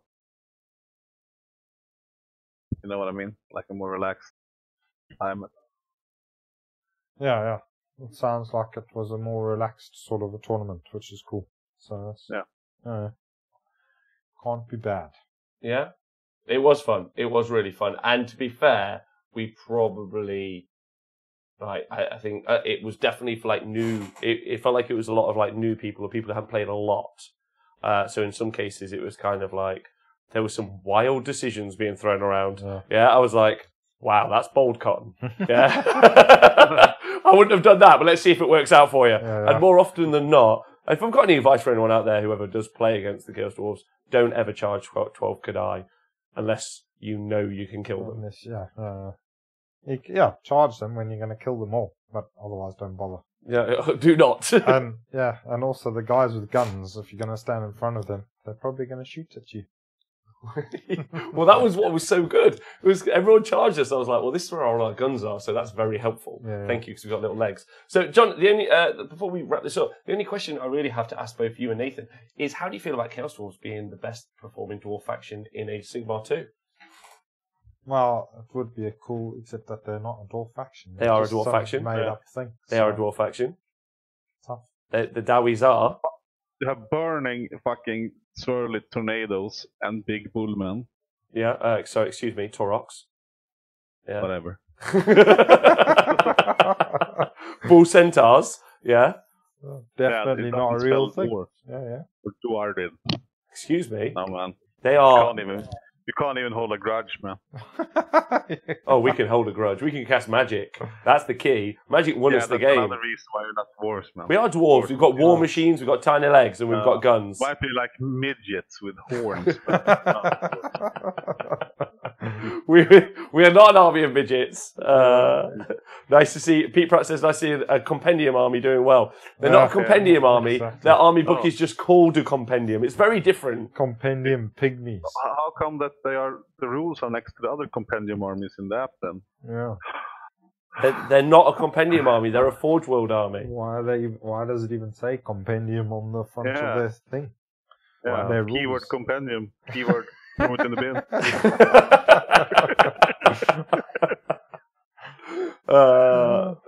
But anyway, I hope I've inspired some future Legion players out there. I know some people were impressed by the weekend, and the Kadai did do great all weekend. Big shout out. Shartor kicked ass as well. But I got to say, shout out to Geminids, just because it was really interesting that we never went first. Really interesting that we never got priority turn 2, and being able to affect your opponent's army in such a devastating way with Geminids. And maybe had I been playing you, Nathan, or Jonathan, depending on which armies you're playing, you'd have just dispelled it thinking, do you know what? If I don't get the priority roll, that's going to really mess up my army, or not be near them, or something. Yeah. You've got to make sure you've got to play the game with them on the table. So Yeah, exactly. But then if you've cast Geminids and you've gone second, then you're in the driving seat really. Yes. It's the same with all the endless spells. I think if you're going to go with an endless spell list or a magic heavy list like that, then you're going to be looking to go second all the time, so you can drive the spells. Drive them. Drive them right down your opponent's throat. Right. and then obviously you play, because you've taken the second half of that turn. You then play to lose to go second the next turn, and then you still drive in the spells. You're in control. They haven't had a chance to. They haven't had an opportunity to dispel them, so they're still on the table. And then, so you can play a different game, a different type of a game if you're playing with the endless spells, definitely. Yeah, I think so. I think it would be really fascinating to do like a bunch of the endless spells, especially the predatory endless spells. Yeah. I don't think you're losing anything. And I think potentially, I know each caster can only cast one endless spell a turn. But I think having a bunch of casters that could potentially do that would be massive, in my opinion. And OJ says, have Geminids ever taken Shackles as your favourite endless spell then? I'd say, for the point, I'd say always just include Shackles because they're 20 points, in my opinion. I think it depends on the army list that you're playing with as to what. But I just think with what's out there, because -1 to hit obviously is great against shooting armies, but they'll be a bit further back. The -1 to hit and -1 attack affects all of those really devastating combat armies out there. So there's 2 Witch Elf Horde blocks. One's now -1 to hit, one's got less set of attacks. 2 units of Grim Ghost Reapers, one's got less minus to hit or less attacks. Eels, same difference. I just think it's so good. But you've been enjoying Pendulum at the minute, right? I've been thinking about using Pendulum a lot. I think it's good. I mean, I've been thinking about doing like we've mentioned an endless spell list. Yeah. Well, I definitely think Pendulum's got. I think an endless use. spell list. It makes the priority roll a fucking hilarious adventure.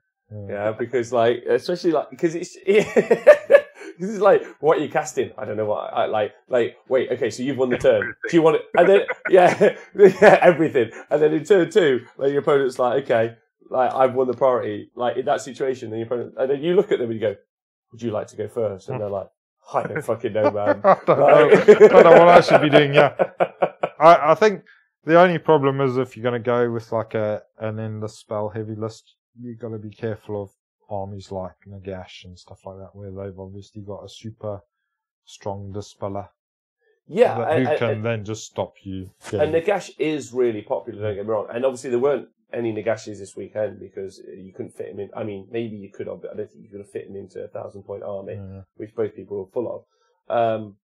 But I don't know, it seemed fascinating. And again, knowing, losing priority but gaining an advantage, that is worth 60 points or 40 points. That's the kind of killer bit that I really want to express, is that I hadn't really seen how effective that element of it was until it occurred. Just big shout out to that, because it really changed the shape of our games and probably won us a couple of the games. It doesn't sound like that would make sense for it to do so, but it really did, because it just altered combats massively, and it altered shooting massively. So there was about 3 Nagashes I saw. Oh, I did not see. One list had Nagash and a Lord of Change for a demon summoning shenanigans. Oh dear. Really interesting. Really enjoyed the Pendulum. Did loads of damage with it, says Matty. And also, OJ says, have Shout Swords. Played them in 3 games this week and got at least 6 to 8 mortal wounds every game. Against Chaos, they can be brutal with a good roll. So that's good. They do extra stuff against Chaos, don't they? Buddy. Especially playing the realms, you've got access to all those realm spells at the same time. Yeah. Anyway. And they become stronger in the realms as well. They do become stronger in the realms. That's a good point. They get more effect. We were playing in the realm with Shadow. I should have read it. Should have read it. Shoulda, coulda, woulda. If only I'd read my workbook. That'd help me. Okay. All right. So that's going to be, if you're listening to this show as a podcast, this is going to be the end of this podcast, but we're still live and staying live for the entire day. Well, not the entire day, the evening. So big shout out to everyone on the podcast listening, and thank you. Big shout out to everyone on Patreon and Twitch who subscribes or donates money to the show. You help us make all this free and fair content, which is lovely. And big shout out to you guys. John and Nathan, thank you. Do you want anything you want to say to the podcast nerds? Don't crash your car? Realms rule. The realms rule. Okay. I mean, I have to agree this week because they help me. Realm of Shimon. Nathan, anything you want to say to him? No. Just, yeah, if you can take Tomek on, he's going to be a struggle. Agreed. And also, don't forget, every army's a winning army if you stop being a coward about it. Don't be. Right, everyone on Twitch, we're staying live. Don't worry. Obviously, we've got more to talk about. I'm just going to ostracize this dog from my lap. Come on, young man. Oh, there you go. He's getting fatter, I think, Nate. What are you feeding him? Not the food at Warhammer World, obviously.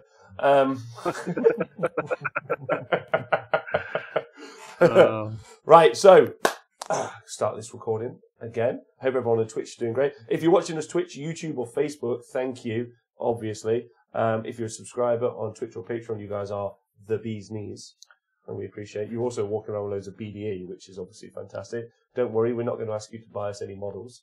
There's a bit of like online gossip with a particular content creator recently. Nathan, I'll show you later, but that's a funny in-joke if you're in the knowledge. Damn it, I'm not, so... And also, and I'm joined by Nathan and Jonathan. Hello, hello. Hello, hello. So, this is going to be a faction overview. Are you gentlemen ready? Oh, yeah. Obviously, you can join us with everyone on the Twitch chat. Matty, Lovo, John Action, Pepine, Zlatan, nailed it this time. Zen Minis, everyone in the chat. Feel free to join us. If you're watching on YouTube or Facebook, obviously join us as well. So we're going to be doing a faction overview of the Phoenix Temple. John, Goblins. Monclan. Wait, Nathan, what are we doing a faction overview of? What did you say? What do you want to do a faction overview of? Moonclan, obviously. Jonathan, what do you want to do one of? Okay, but we have to do one of the Phoenix Temple. Is that okay? Yeah. Yeah. You sure? Sure. The Spire Heart Wall host. Cool. Okay. Yeah. Right, so, and the reason that we are, John, why are we talking about the Phoenix Temple specifically right now? Because they're winning games. How many games are they winning? A lot of games. Yeah, but do you know what the tournament stats are as done by LLV and hosted on the Honest Wargamer are? Not about 80%. 80%. Yeah. 80% of their games. 80%. In competitive match play, Age of Sigmar, 80%. Let's talk about that's crazy. 4-1 every event. No, they're just not winning 100%. That's true. That's true. So if you guys need to, if you guys are some of the new people out there who are thinking about getting Age of Sigmar, support K people interested in playing Age of Sigmar, or you've got some friends who are new and you think, wonder what I can get them for Christmas, or I wonder what I can pick up on eBay, super cheap, for a faction, I'm going to say this army. Easy to play, fun to use, probably cheap to find, yeah, even viable to make some proxies. You can just go buy some birds, find a dead bird on the street, taxiderm it, yeah, set it on fire. And see if it comes back. See if it comes back. You could just, am I right in thinking, Jonathan, over in Sweden, there's a guy who just got 4 bases with piles of ash on them, yeah, and he's like, well, they just haven't resurrected. Is that right? Brilliant answer. Smashed it all day long. Or you can just hard boil an egg and just put it on the base and say it's waiting to hatch. I would love to see someone paint up an egg. He's growing. He's going to turn into a beautiful moth. Spooks Brews might take a silly base list based around the Corn Dragon for Throne of Skulls. Keep with the silly list.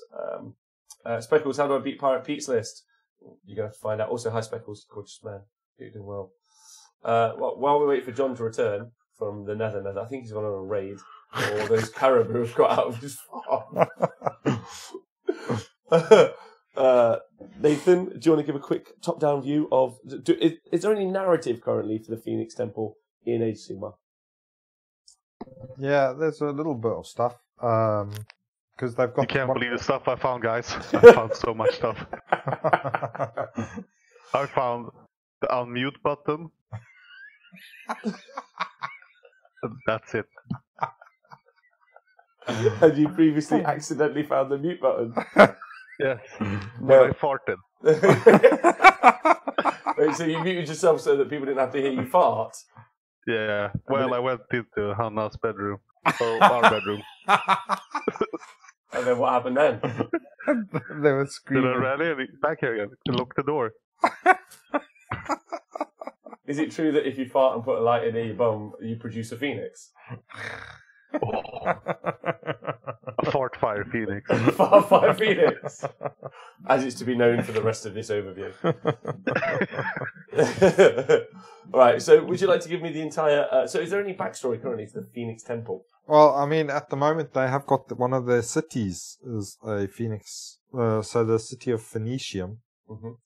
So there's a bit of bump in that, which I haven't got with me. But yeah, I mean, other than that, I'm sure there's a little bit of a write-up in the Order battle tone thing as well. Yes. I haven't got that. There's none. There's none. It's just there's loads of phoenixes. So yeah, you're right. The Phoenicium. They have their own city now, which is quite cool.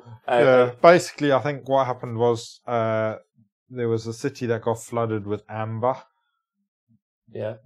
From the mountains. It was, but it set, but then it turned into mist and misted away. Yeah. So then the phoenixes flew around it. Wait, did you say amber from the mountain? Yeah. It was like a living mountain in the realm of.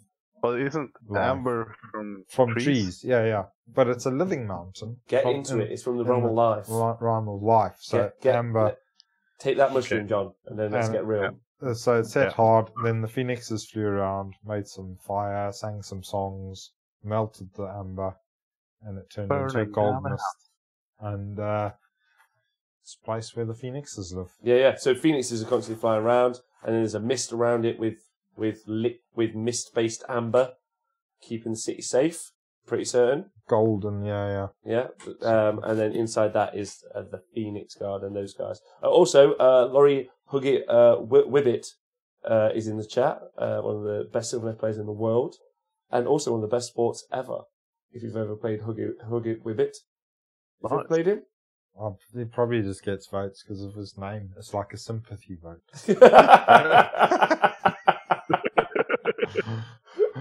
Your surname's what? Okay, yeah. Have my vote. I bet you got teased at school. You must have had a tough paper round.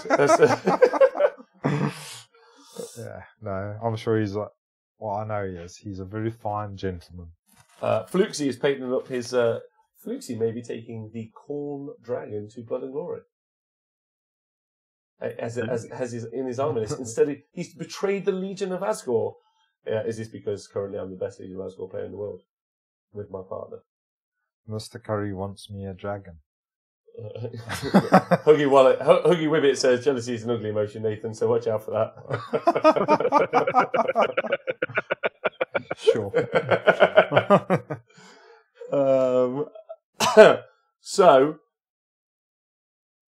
who have you grudged, Huggy Wibbit? Please tell me you've grudged Saba. That's the first person to grudge at Blood and Glory. The last boss of Age of Sigmar. What? The last boss of Age of Sigmar. yeah, battle him first. Yeah, you need to jump him on the head 3 times. Oh, okay, so Huggett Wibbit's playing against the Phoenix, Phoenix Temples. He's playing Mr. Tomlin, the only man in Age of Sigmar with an 80% win rate. The Phoenix Man. The Phoenix Man himself. There's a Swedish guy. Yeah. Currently have 100% win rate. Phoenix Temple. Just saying. Just saying. Not a tournament, though. Yeah, the tournament. 3-day tournaments. But it was only a 1 day, so it's only 3 games, but still 100%. Yeah, I know. But that doesn't count, does it? I don't know. Yeah, I don't think so. I don't know. He's a nice guy, so let's give it to him. And the only person statistically performing better in AOS 2 is Mr. Hashtag So Hot right now, Ben Saver himself. Big shout out to him, who currently has at tournaments a 92% win rate.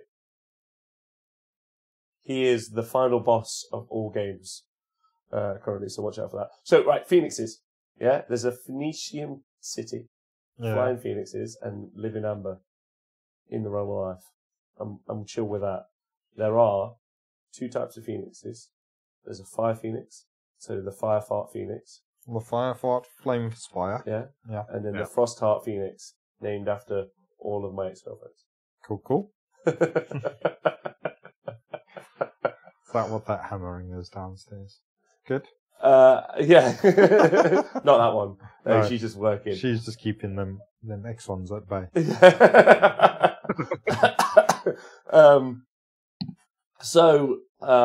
Yes. And then you've got the Anointed of Assyrian, who rides atop the Phoenixes, special characters. Am I right in saying that? Yeah. And then you have the Phoenix Guard, so your battle line units, and then there's also a Warhost rules once you take it. So what do you guys think of the rules? Not the rules, sorry. The models. Twitch chat, Nathan, Jonathan, anyone jump in. What do you think of the models? Cool. They're a bit stiff. They're a bit stiff. Yeah. What, for a bird? Yeah, they don't flap their wings very often. I think the phoenixes look cool. I don't know if I like the guy on top. Some people do say they look a bit flat, don't they? Yeah. They're like a paper plane. Rob says, not enough scales. Lovo says, meh. He thinks they're meh. I like them. I'm just going to say it right now. I like them. I am a little bit upset. The frost heart, the wings on the frost heart are a little bit on the nose. They've got like sparkly, like as part of the model, they have like sparkly, like snow. I quite often like painting up. I've seen a lot of people paint the fire one in kind of bluey colours because it's just kind of better. Have you seen the fire one? So when you build the kit for the Phoenix, yeah, there's a flame. Like the wings are all the same, and on the back part you either attach these quite elegant yet very Pride 2018. I've spoken to the manager of our secret project today. He says I keep using the word "gay" too much on the show. Oh, okay. So I need to reduce how much I'm saying it because they've got snowflakes on. They do have snowflakes on. So what's wrong with that? Oh, I feel like I'm going to go down a really dark road really quick here. But basically, do you not think that they look a bit... They look a bit a certain way that I don't like. Not that I don't like, it's just not for me. I just think... I like snowflakes. What's wrong with snowflakes? I like Christmas, man. I love Christmas. I'm all about Christmas, don't get me wrong. Got fuck all to do with Christmas. There's snowflakes, though. OJ says the Frosties look like they've been to Claire's accessories. Hug It With It says that they look a bit Disney. Yeah, what's wrong with looking Disney? And then Bruce Hammer says it's pretty. It fits with my little girls, My Little Pony Pride effect. And they do look like they belong in that movie Frozen. I'm not going to keep digging. I'm going to leave it there. But anyway, I prefer the fire one to the frosty one. Just saying it's kind of ironic that you paint like a My Little Pony when friendship is magic, and when you play that one, you lose your friends. What will you play with the Phoenix Army? Yeah. Oh, well, specifically with the Frostfire Phoenix. Yeah. It is a bit good, isn't it? And then, what do you guys think of the Phoenix Guard? The normal fellas? They're like the Star Wars, Clone Wars. What, just on repeat? Yeah. They are. They're from olden days where you had to rank up your units. I'm going to go on record and saying that this is the number one worst unit I've ever had to build. Like, as in the arms and the cloaks, I can't get them to work. It's so difficult to put them together. Was my least favourite building. Built quite a lot of the Warhammer ranges from both systems. Hated building this army. Hated it. Is the only way to describe it. I don't know if you've ever built it. No. John? No. I haven't. They're elves. I wouldn't build those. I mean, they are kind of similar, but I kind of like the models, like how they look. Yeah, I think they look like really they have cool. good discipline. Lovo says, have I ever built spirit hosts? I have built spirit hosts, so that should give you a good indication of how awful I think these are. I would never build. I'm looking at. Do you know? I own 4 Phoenixes. Yeah, and the reason I would never play this army, I would never want to build the Phoenix Guard part of it in 1,000 years. Painting it, fine. Building it, no thanks. Never ever. I think the worst thing I've built is heart renders. One of the heart renders specifically, and putting the flight stand on the eels. It's madness. And I've also built spirit hosts. It's kind of like that. Have you built spirit hosts? Yes. Is it worse than that? Yes. Dear God, man, I'll never. But I think the models look awesome, and I think on the tabletop, like, fucking cool as shit army. Yeah, a bunch of phoenixes and then just some dudes with halberds. Yeah, I agree. Right. Anyway. We should do a rundown of the top 10 worst models to build. Well, it's not going to be goblins, is it, Nick? No. All right, so let's bang through the rules really quick. So I'd like this to be a quick show for the fellas. Hi, Dreadwoods. Yeah. Gitmob are a pain in the dick to build for such a small mini. Nathan, triggered. Someone just said something bad about Gitmob. Somebody doesn't know what they're talking about. Someone's going to get stabbed in the knee. Yeah. All right, then let's go. What do we think? So, what are the rules for the Phoenix Temple? So, you can have the Phoenix Guard can be your battle line, and you can obviously have the Phoenixes as either the heroes with the anointed on top, or you can have just the Phoenixes as monsters. Personally, I'd always just take the anointed on top. Makes sense. Yeah. Yeah. Yeah, because you get that 4-up ward save. So, what do we? Great stuff. Great stuff. So, should we start with the Phoenix Guard? Go on then. Do you want me to do it? Or do you want to do it? Or John, do you want to do it? Who wants to do it? Are you telling me I need to put down my goblin iron painting? No, never.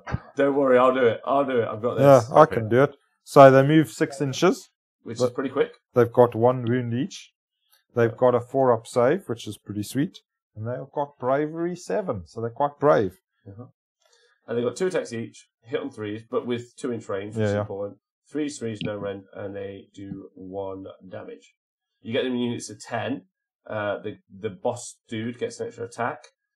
Standard bearers add 1 to the bravery of its models, add 2 to the bravery instead. To units within 8 inches of another Phoenix Temple unit, between your army that includes a standard bearer. So that means that they could be bravery 9 straight off the bat, which is quite pretty easy. Big. Yeah.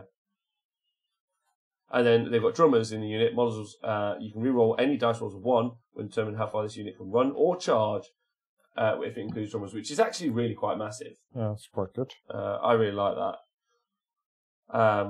And then abilities. So whenever a Phoenix Guard suffers a wound or mortal wound, roll a dice. If the result is 4 or more, the wound or mortal wound is ignored. That's witness to destiny. That's really good. It's so good. So basically, so they've got 1 wound each with a 4-up save. Yeah. So they basically have, if you've got no rend, they've got a 4-up save and then a 4-up DPR. So 4-up, which is crazy. Nice use of DPR, man. Thank you very much. DPR means really natural. Yeah, it was really good. Thank you very much. That's damage prevention roll. Yeah, that's what it means. So not feel. If you think of the term "feel no pain" or disgust and resilience or ward save, so damage prevention rolls just is ubiquitous across all systems. I think that's the right word. Cool. Dave, what else are they going to do? They've also got the Aura of Dread, which means that if any units fail Battle Shock within 3 inches of one of these units, then an extra model flees. So it's a nice little greasy bonus. That's really good. And then Emboldened, the unit does not need to take Battle Shock tests if it is within 8 inches of a Phoenix Temple hero from your armor. What? That's what? Oh my god! I did not know that. Is that new? It's really good. Is that new? I don't know. It's really good. Yeah, it's really, really super good. Strong. So, yeah. Wow. These guys are good. Wow. So, excellent tar pit, says Gobrugda, which I agree with. It's not new, which is crazy. And also, Worldfall says a really important point to mention is that they're on 25mm bases if you want them to be. Yeah. And that means also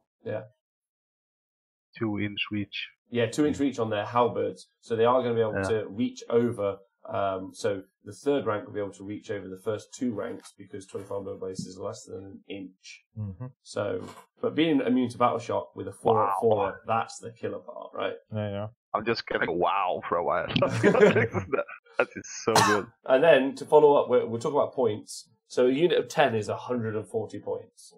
So if you compare, Wow. you're good. Yeah, okay. Let's just use that as our Only system. 140 points. Only 140 points. And then if you want to take 30, then if you want to take 30, you obviously get that. You get that bonus. So they're 360 points. So you get Wow. What? What the fuck? So I can see why people are winning with this army. That's crazy. really good. So to give you some sort of indication, of like output versus damage, right? So if you do 20 wounds with no rend, you do you hit and you to wound, and then you do 20 wounds to your opponent to save. He'll save 10, obviously because he's got a 4-up save, and then he'll save 10 more. He'll save 10, then he'll save 5 more. Because of the Witness to Destiny. So realistically, they'll only lose 5. That's not enough for them to fail Battle Shock, and there's still 25 left. So they've reduced your output by 75%. Just because of that. Yeah. And also apparently metal ones at the Phoenix Scars are insanely expensive. See you later, Lovo. Thanks very much. Don't worry, we're here every Monday and Tuesday, Thursday as well. Nathan. You know I have.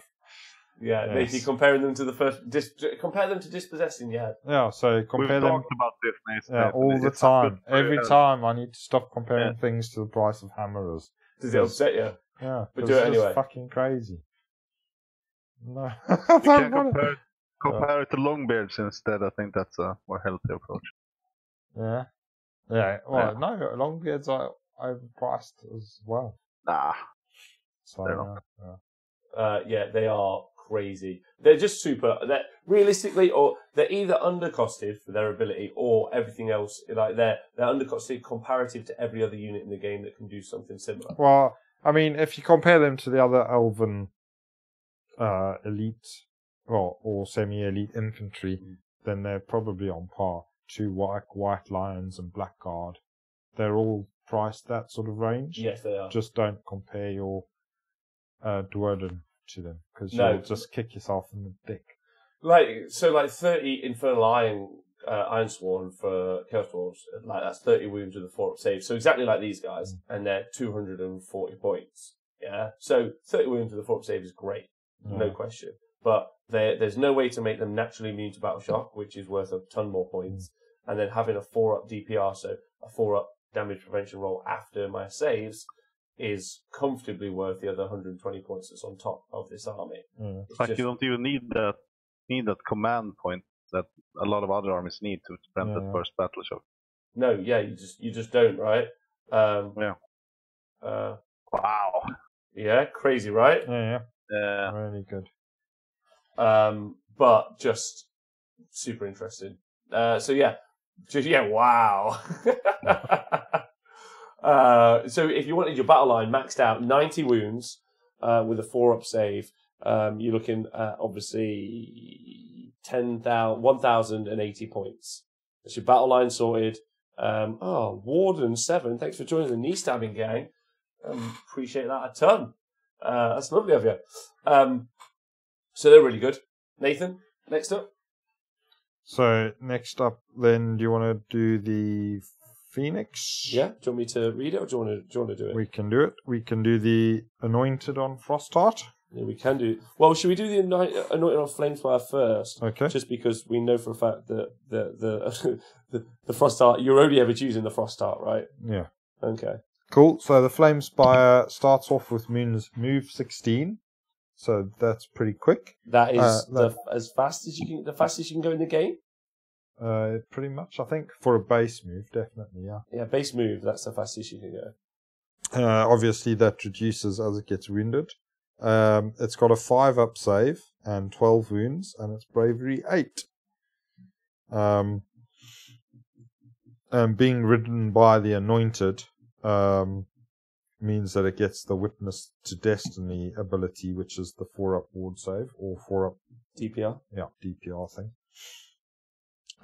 So weapons-wise, it's got its Flaming Talons, which are melee attack, which start off with 6 attacks, hitting on 4s, wounding on 3s, at -1 rend, doing 2 damage. So the classic.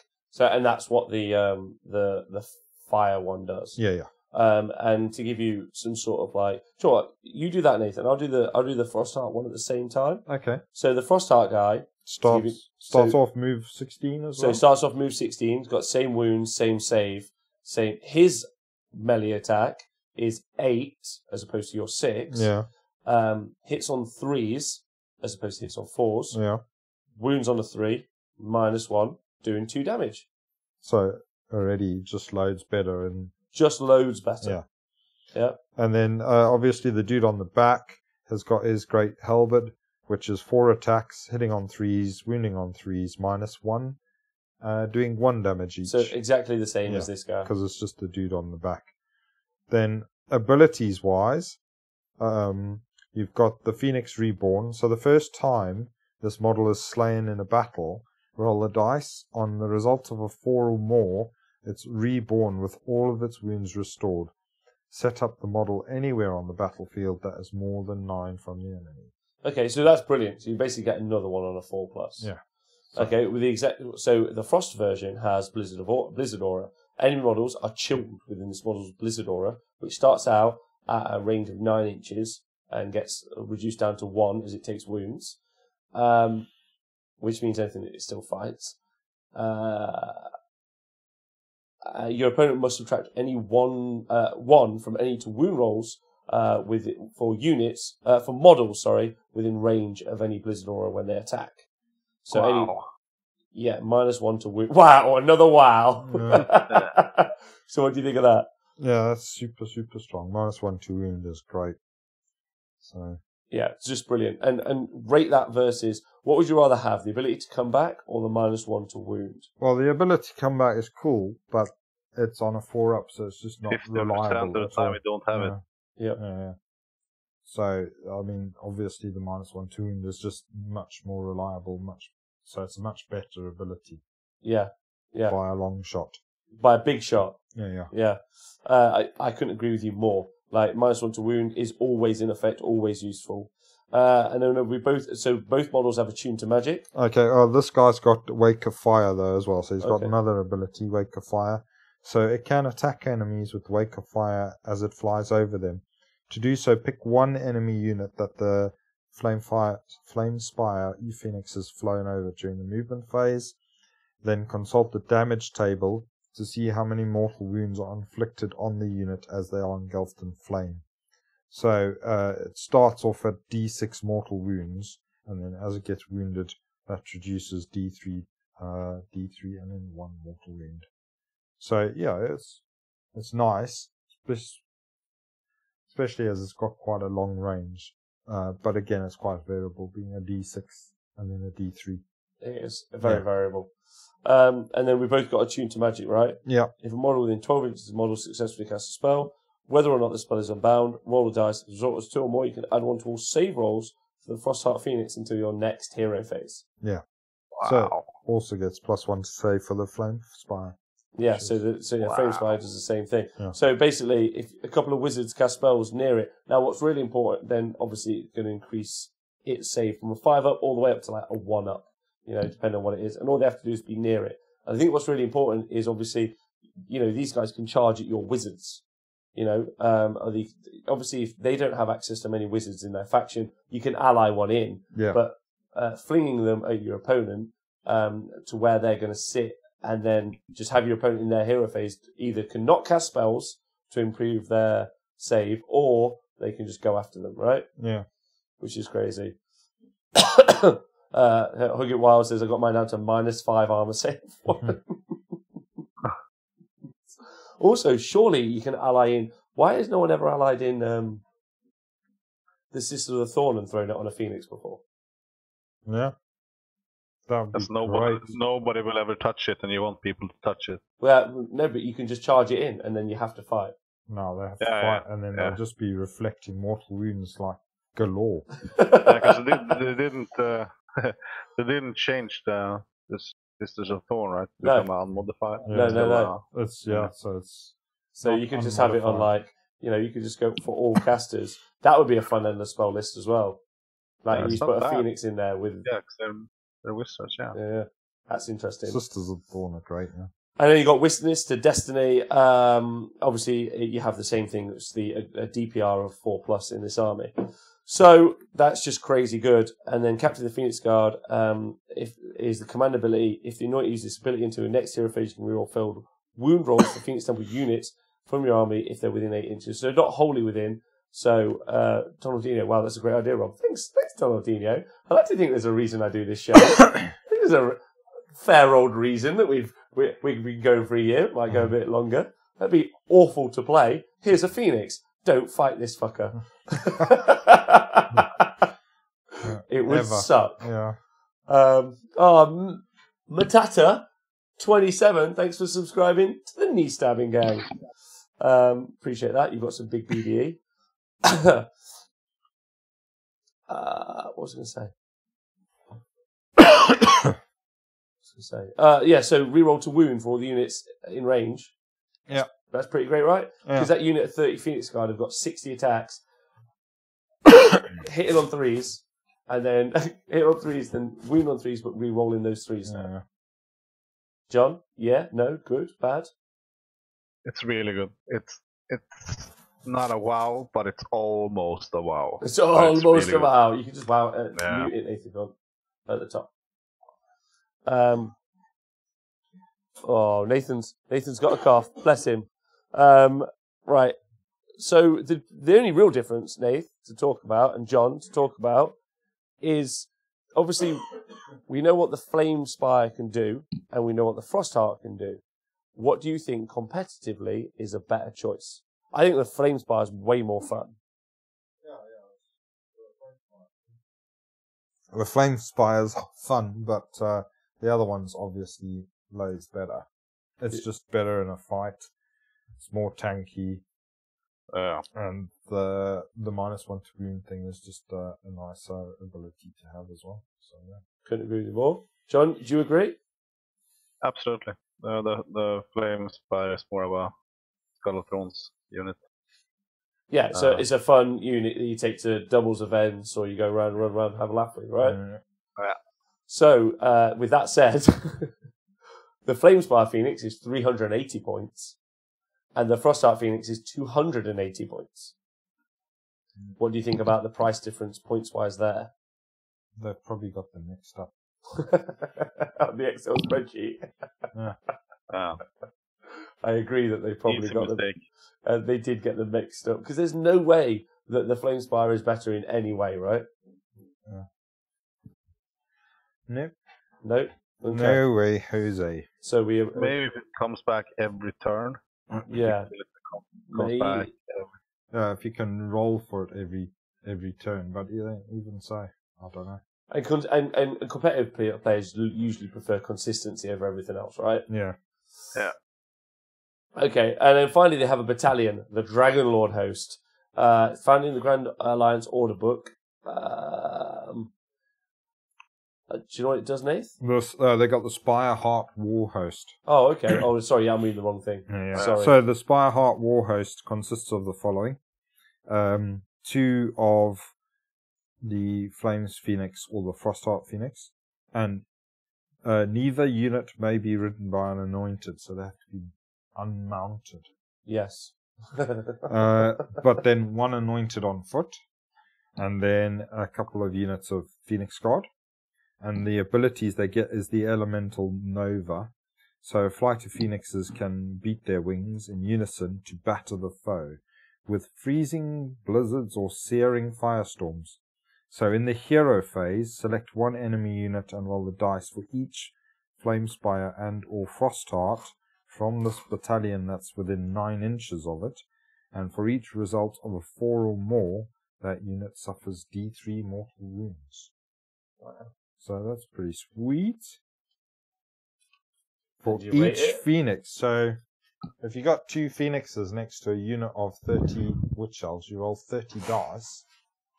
Is this right? Right. Reread it. For each, no. You roll it for each phoenix. I was going to say, for each model in the unit. No. Okay, so you just roll. So you can do D3 mortal wounds, maybe. No. It's just rubbish. It's rubbish. Yeah, because you want to take the ones with the anointed on. You don't want to take the naked ones. Yeah.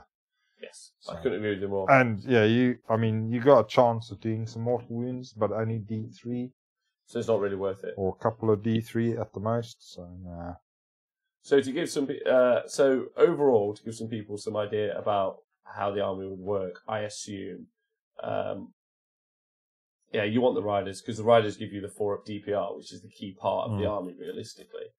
But you can get. I've definitely done that wrong. I need to make sure I've got the right unit in. So to give everyone some idea, you could take 4 anointed of Asuryan on Frostheart Phoenixes, Nath. Yeah. You could have 2 units of 30 Phoenix Guard and another unit of 10 Phoenix Guard, and that's going to rock you 90. That's going to rock you 1,980 points. Yeah. So for 4 monsters and 70 fucking nails wounds. But obviously you can mix and match, and you don't have to take 4. You could drop 1, stick a wizard in your list that you really want. Someone in the chat a minute ago was suggesting the Taurolon. So it could be the Taurolon, it could be from Stormcast, or it could be, like I said, the Sister of the Thorn, or someone with Comet, which is just terrifying and just awful. Or pick your favourite order wizard and stick them in there, and that's just devastating, right? Yeah. Well, if you're going to go Phoenix Temple, it'll have to be one of the ones from the Allies, which are probably just the Elven races and Stormcast. We've seen some units be used already, but what's amazing is like the army wants to fight you, wants you to come over and try and beat it up, and it wants you to try and cast spells. Which obviously with everyone playing in the realms, right? That's just doing even more good work. John, have you played against these Phoenixes? Yeah, I have. And how's it gone? It has gone good, but it was the army overall wasn't that competitive. But I mean, the Phoenix in itself was a hazard. So some people in the chat are talking about some things here. Chris Tomlin uses Aventus, Aventus Firestrike and the Comet. So that's the Everblaze Comet from Stormcast Eternals. My standout endless spell in Age of Sigmar, being probably the best spell in the game, in my opinion. You can have Sisters of Thorn and an Incanter and a Comet, which is pretty fun. So you're already casting Comet, an offensive magical spell from the Lord Incanter. Then you cast in Shield of Thorns, which is giving reflecting mortal wounds to units in close combat on a unit to roll of a 6. Obviously, you cast 2 spells now. You roll 2 ups on that particular. So that guy is now doing reflecting mortal wounds on a 4+, and is sat there on a 3-up save. Rerolling. If you got the opportunity to also throw a Mystic Shield on him, you can make it reflect mortal wounds on a 3+, give it a 2-up save, and have it rerolling 1s. Which is interesting. And then obviously you could do things like take an Archmage for an extra 6-up damage save. You could do the Lord Arcanums with Thunderclap, -1 to hit. It's pretty sweet. But realistically, and either way, you throw them all forward, and then your opponent can't really cast spells, or your birds get super tough. And I mean, they're still tough anyway if you can make those 4-up saves. And then they have to deal with them before they can deal with the Phoenix Guard, right? And this game is all about sitting on objectives, right? They're just they're pretty. They're so fast, and they're pretty. They're pretty tanky. They're actually quite good in a fight. I remember fighting against a Frostheart and thinking, I fought against them with a block of like 40 Moonclan Grots. I thought, these guys, they're going to kill some, but we'll be all right with -1 to hits and all of that. But no, actually surprised me at how choppy they were. They're really quite good. Yeah. 3s and 3s, running 1/2 damage. Yeah. That's pretty brilliant. Yeah, and the amount of attacks as well is pretty insane. Yeah. Yeah, it's really quite high. Everyone keeps talking about the Corn Dragon with his 12 attacks, and I'm like, these guys are 8, and they're like 1,000 points less. I know the Corn Dragon obviously has a lot more to it as well, but to give you guys some sort of indication, the Corn Dragon is 1,200 points and isn't as survivable as a Frostheart Phoenix, who's 280 points. I think someone can work out the maths, but I'm almost certain that the 30 wounds on a 3-up save is not as survivable as the Frostheart Phoenix, which is -1 to be wounded in close combat. You can't forget that. That's really important. You can take an artifact, so he's got some sort of other save if you wanted to, like Crit Feather Charm for -1 to hit, or something like that. You can ally in another wizard, so it's -1 to hit. There's no way that a Frostheart Phoenix isn't the most survivable model in the game for its points. Yeah, probably close on. I would have thought so. Yeah, really, really strong. Especially as you can give it artifacts as well. Yeah, definitely. If you really want to make it tanky. Well, talking about making it tanky, while I was doing the daily shows last week, one of the guys in Australia told me about a guy who, like a genius, he put the ethereal amulet on a Frostheart Phoenix. That's not genius. That's stupid. Do you want to explain to people why, John? Because you don't put an amulet on a bird. No, but you can't put another modify. feather on a bird; you'd lose it. Yeah, exactly. No. So, but you can't modify your save roll. Yes, you can't modify your save roll, so getting the spells cast around you does little to nothing. So someone's saying, how do you beat them? That's what the question that's being asked. Good night, Asperon. How do you beat them? And like LV said in the chat, statistically, you don't 4 out of 5 times. Which is a really good answer. Yeah. Have you guys got any thoughts?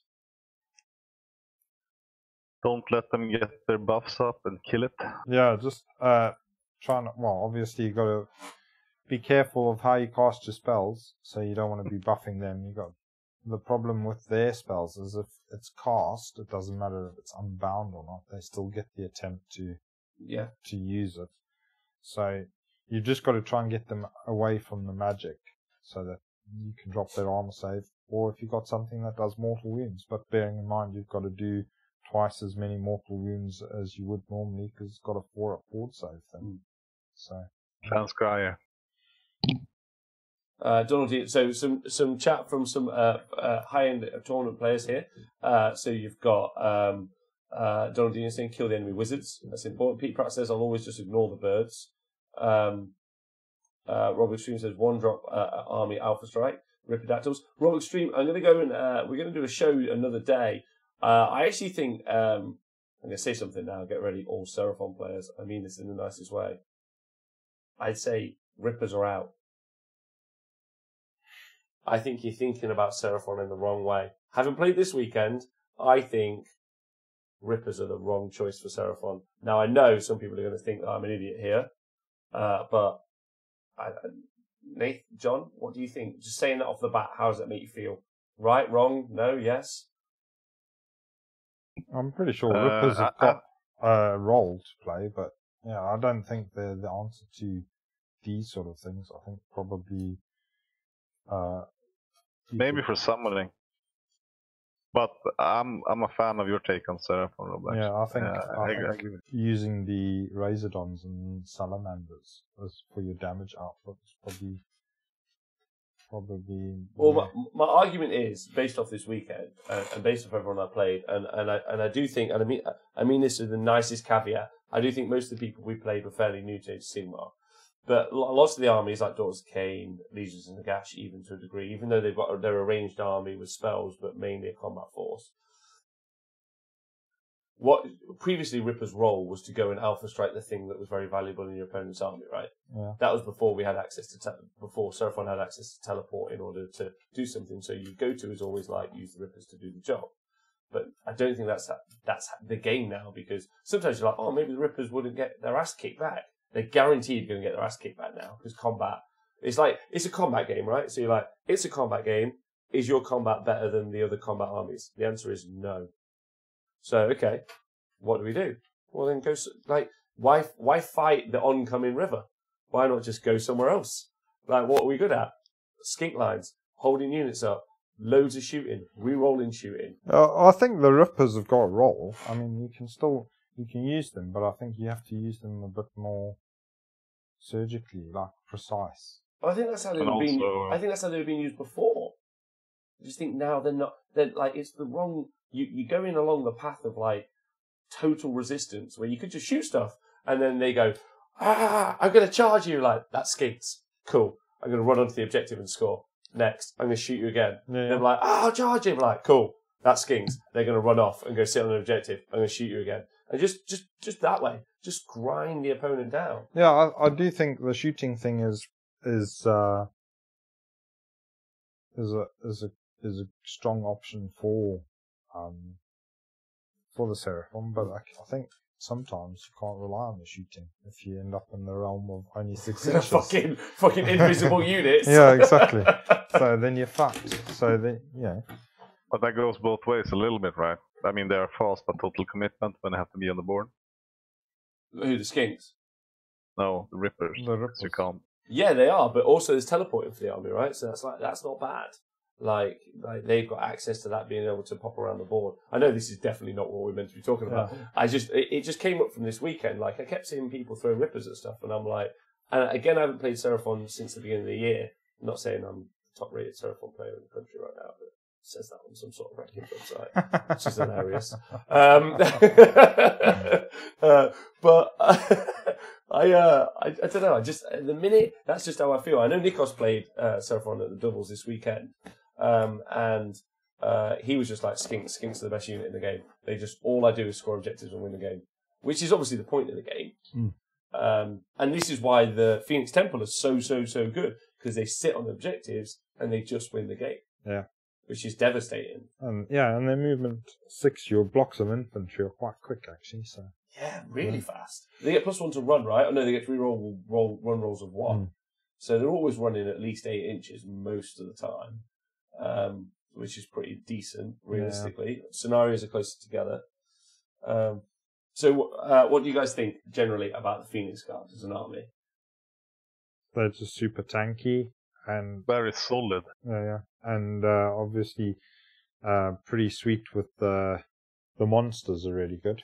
And then you can ally in something if you want something a bit more choppy, like a dragon or something like that. Yeah, or I would probably argue for the Incantor and Comet, my current order choice, just forever and always. But that's my feelings on the issue. Yeah. Again, John, the reason I really wanted to cover this army, obviously they're statistically knocking it out of the park and incredible, which is obviously awesome. But also for like new players trying to play the game, how do you feel this army, like, you know, if you were to get, let's say, 3 Phoenixes, which isn't, I think they're like 40 quid, so it's not a lot of money, or picking them up on eBay. And then the Phoenix Guard is probably quite a bit of money, but I haven't checked that necessarily. Yeah. I wouldn't recommend Phoenix Guard to a new player, probably. You wouldn't? No. Can you tell me why? I mean, part of the hobby is painting, and painting all those Phoenix Guards, I think, would kill the fun for them. If they haven't painted before. So for that reason alone, I wouldn't recommend it. I mean, if they want to win games, absolutely. But then again, if they're new players, they're trying to get into hobby. You know. For me, painting is a part of it. So I wouldn't probably do a Phoenix Guard army ever. All right, no, that's a really good shout. That's really why I wanted to talk about it. Just because I was like, all right, okay, let's have this conversation for people. Like, would you suggest it as a new army? And that is a good argument for not, because the Phoenixes are fairly easy to paint, I'd say. I mean, you can just paint them fucking red, basically. You're most of the way there. But blue ones. Blue are better. Blue are better. Red are more funner. You wouldn't paint a red one ever. Gribby says it's why mine get put off so often. But you could go minimum, couldn't you? You could go 3 blocks of 10, and then you could go for 4 Phoenix characters. And even then, it's still not even. You're gonna have to paint at least 30. So you're right. You're gonna have to paint at least 50 Phoenix Guard. And to be honest, I wouldn't want to put 2 Phoenix Guard together. You'd want to ally in something just to break up the monotony of loads of dudes with halberds, really. But what's nice is you can ally in some great stuff. Yeah. So. Yeah. But like from the other 1,600 points that you get to build your normal army from, it's not that many choices, and I think for a new player that can be a bit boring as well, not to have that many options. Okay, yeah. I wouldn't recommend a new player playing like a one build army at all. No, I would, because like, and I'm not talking about new players looking to become the best players in the world. What I'm looking at is people who I played this weekend at the Heats. Yeah, guys that just like, I only get to play 2 or 3 times a year, or I only get to play along at the weekend, but they want to go to a tournament, right? Like, the Phoenixes are very, very solid and really good based on the dice rolls. But what you're gonna be able to do is just go, do you know what? This is an easy pick up, plug and play army that I can go play with. Don't have to learn a lot. It's the same war scrolls on repeat, so I only have to relearn 2 or 3. Off I go, and I go fight, which is basically what most of these guys want to do. Is what I'm trying to get at. Different. I thought of a different scenario. I thought it was a player who wants to get into the hobby as much as I'm into the hobby.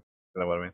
Yes, absolutely. Like we're not talking, like, hopefully the guys listening who are more competitively focused are thinking, do you know what? Yeah, I really am going to go along that route, and this might be the army for me, and maybe taking them in mixed order or with some allies. It's going to be a really good army. But for new players, just who want to just pick up and smash, so easy, so fun, so relaxed, so chill. Like, then they could paint a couple of like, they could literally go, Icebird, Firebird, and then 3 blocks of 10 dudes, and they've got a pretty solid army, and a fun one because they can have the Firebirds like coming back on the 4+, right? I would honestly not recommend them going Frostbird. Yes, that's the most efficient system. Yeah. Yeah. And you don't want to fuck someone over. No, I don't. But similarly, like, the 380 points is probably what the Phoenixes should cost, right? They've still got Witness to Destiny, so they still have that 4 up. Yeah. And if they do come back alive on a 4+, you are going to have that bird rocking around all day long, which is pretty cool. Yeah. But 300 points, if they say. I think that's a good place to be. What for? The Phoenix. The Frostheart Phoenix being 200 points. No, it's way too cheap. It should be like 450 points, in my opinion. But no one's going to listen to me, are they? Nathan, what do you think? Oh, I think you could just swap the points around and that'd probably be alright. Yeah?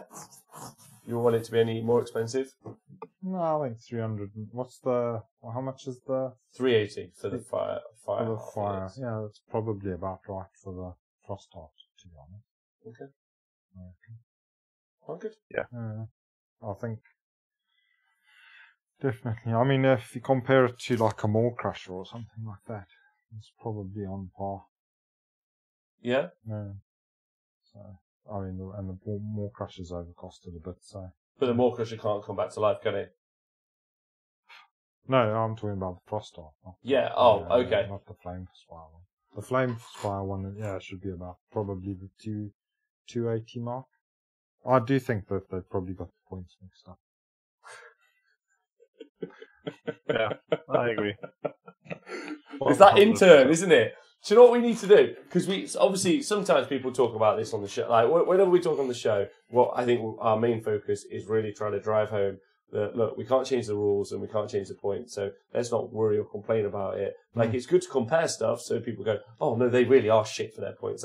Thanks for that, boys. You've helped us out. But I think, and also, like, I personally know some of the rules writers, so I never want to be too particularly mean. But I think we should develop the character of an intern whose job he keeps fucking stuff up. The intern. What do you think, John? Sounds good. That sounds good. And what's the name of the intern? That I think we could maybe let the Twitch chat decide another day, but or maybe it could just naturally come up over the course of our continuing conversations. But the intern has definitely fucked up the points on those units, right? Yeah. And then when they make mistakes, we could blame it on that intern. When they clearly miswrite stuff, it's the intern's fault. If you've ever listened to that podcast, Legends of the Painting Men, they're always on about the dude that's been whose job it is to be cleaning the Flash, and then they end up sending him off to do all the weird jobs like modeling cocks for the Demonette's arms, and then they end up as lobster claws. So yeah, the dude that was cleaning the Flash, they gave him a turn at doing the points, and this is what he's come up with. So he's gone back to doing Flash. I think. If you haven't listened to Legends of the Painterman, you need to listen to Legends of the Painter. But I was at a job when I went to school, and they kept calling me PI. No, FI. FI. Yeah. What does that mean? So after the first week, I learned it was fucking intern. Wow. Yeah. Oh, so you were the intern. Are you the intern, John? Yeah, I was the intern. Yeah. You were putting points on phoenixes. Okay, right. So I think we're going to invent the character of the intern. It's going to be the intern's fault for all of the future endeavours. Yeah, is that all right? Yeah. Perfect. So the intern currently fucked up the points on these two models like a doozy. Yeah, he's just got them mixed up. He has got them mixed up. Silly lad. Silly lad. That's his fault. Whoa. So we need to make sure we fix him and sort him out. Overall, I think we've had a good conversation about the Phoenix Guard. Yeah. There's probably an in-depth. I've asked Chris several times to come on the show, so an in-depth talk about them would be a way to talk about them in the future, because I'm sure there's loads of ally options. Obviously, you've got artifacts that you might be able to put on them, like Doppelganger Cloak is an interesting one. Obviously, things like the Griff Feather Charm. So there's one wizard there's one Phoenix that's -1 to hit and -1 to wound. Yeah. A bunch of really interesting stuff. I think you could put on them. So definitely worth approaching that in the future. But just want to say thank you to you and John. Oh, John the fucking intern, and Nathan. Talking about this for the podcast, guys. You've been listening. Thanks to everyone on Patreon and on Twitch who subscribed. You guys are wonderful. Yeah. Do you guys want to say anything to them about Phoenix Temple before we go? They're pretty sweet. John? Wow. Okay, wow. All right. That's all there is to say. Yeah. So just want to say thank you to everyone. And obviously, don't forget, every army is a winning army if you stop being a Frostheart Phoenix about it. Yeah. Yeah, this one definitely is. So LOV, normally it would be Draconis time, but unfortunately, we've just had a message. We have to run downstairs. The lock has not, the lock is not, previously Nathan has amended, has broken on the door again because of the espionage. Is it Reek trying to get out? Yes. It is, I mean.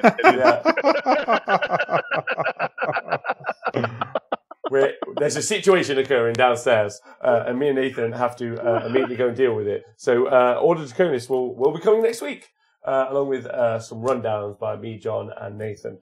So we'll be goblins. So yeah, you guys can do goblins, and then hopefully get out your system. Oh, but if we do goblins, I want Donald here, and I just want to listen. Okay, all right. Well, Donald, if he's still listening, he should come and goddamn do a destruction big chat with me, or maybe even you two. All of you can just have this online. I mean, I'm the goblin intern at the moment. I just want knowledge, man. All right, that's fine. Next week. Nathan, how would you feel about hosting the Destruction Derby chat if Donald's available? Yeah, and that'll be next week's show. You'll be the host over here. Okay. Jonathan goes to Goblin School.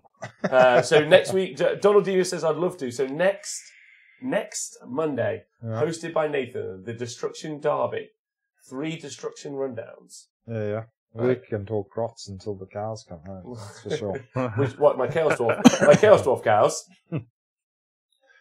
Imaginary cows. They're real cows. It's a real army.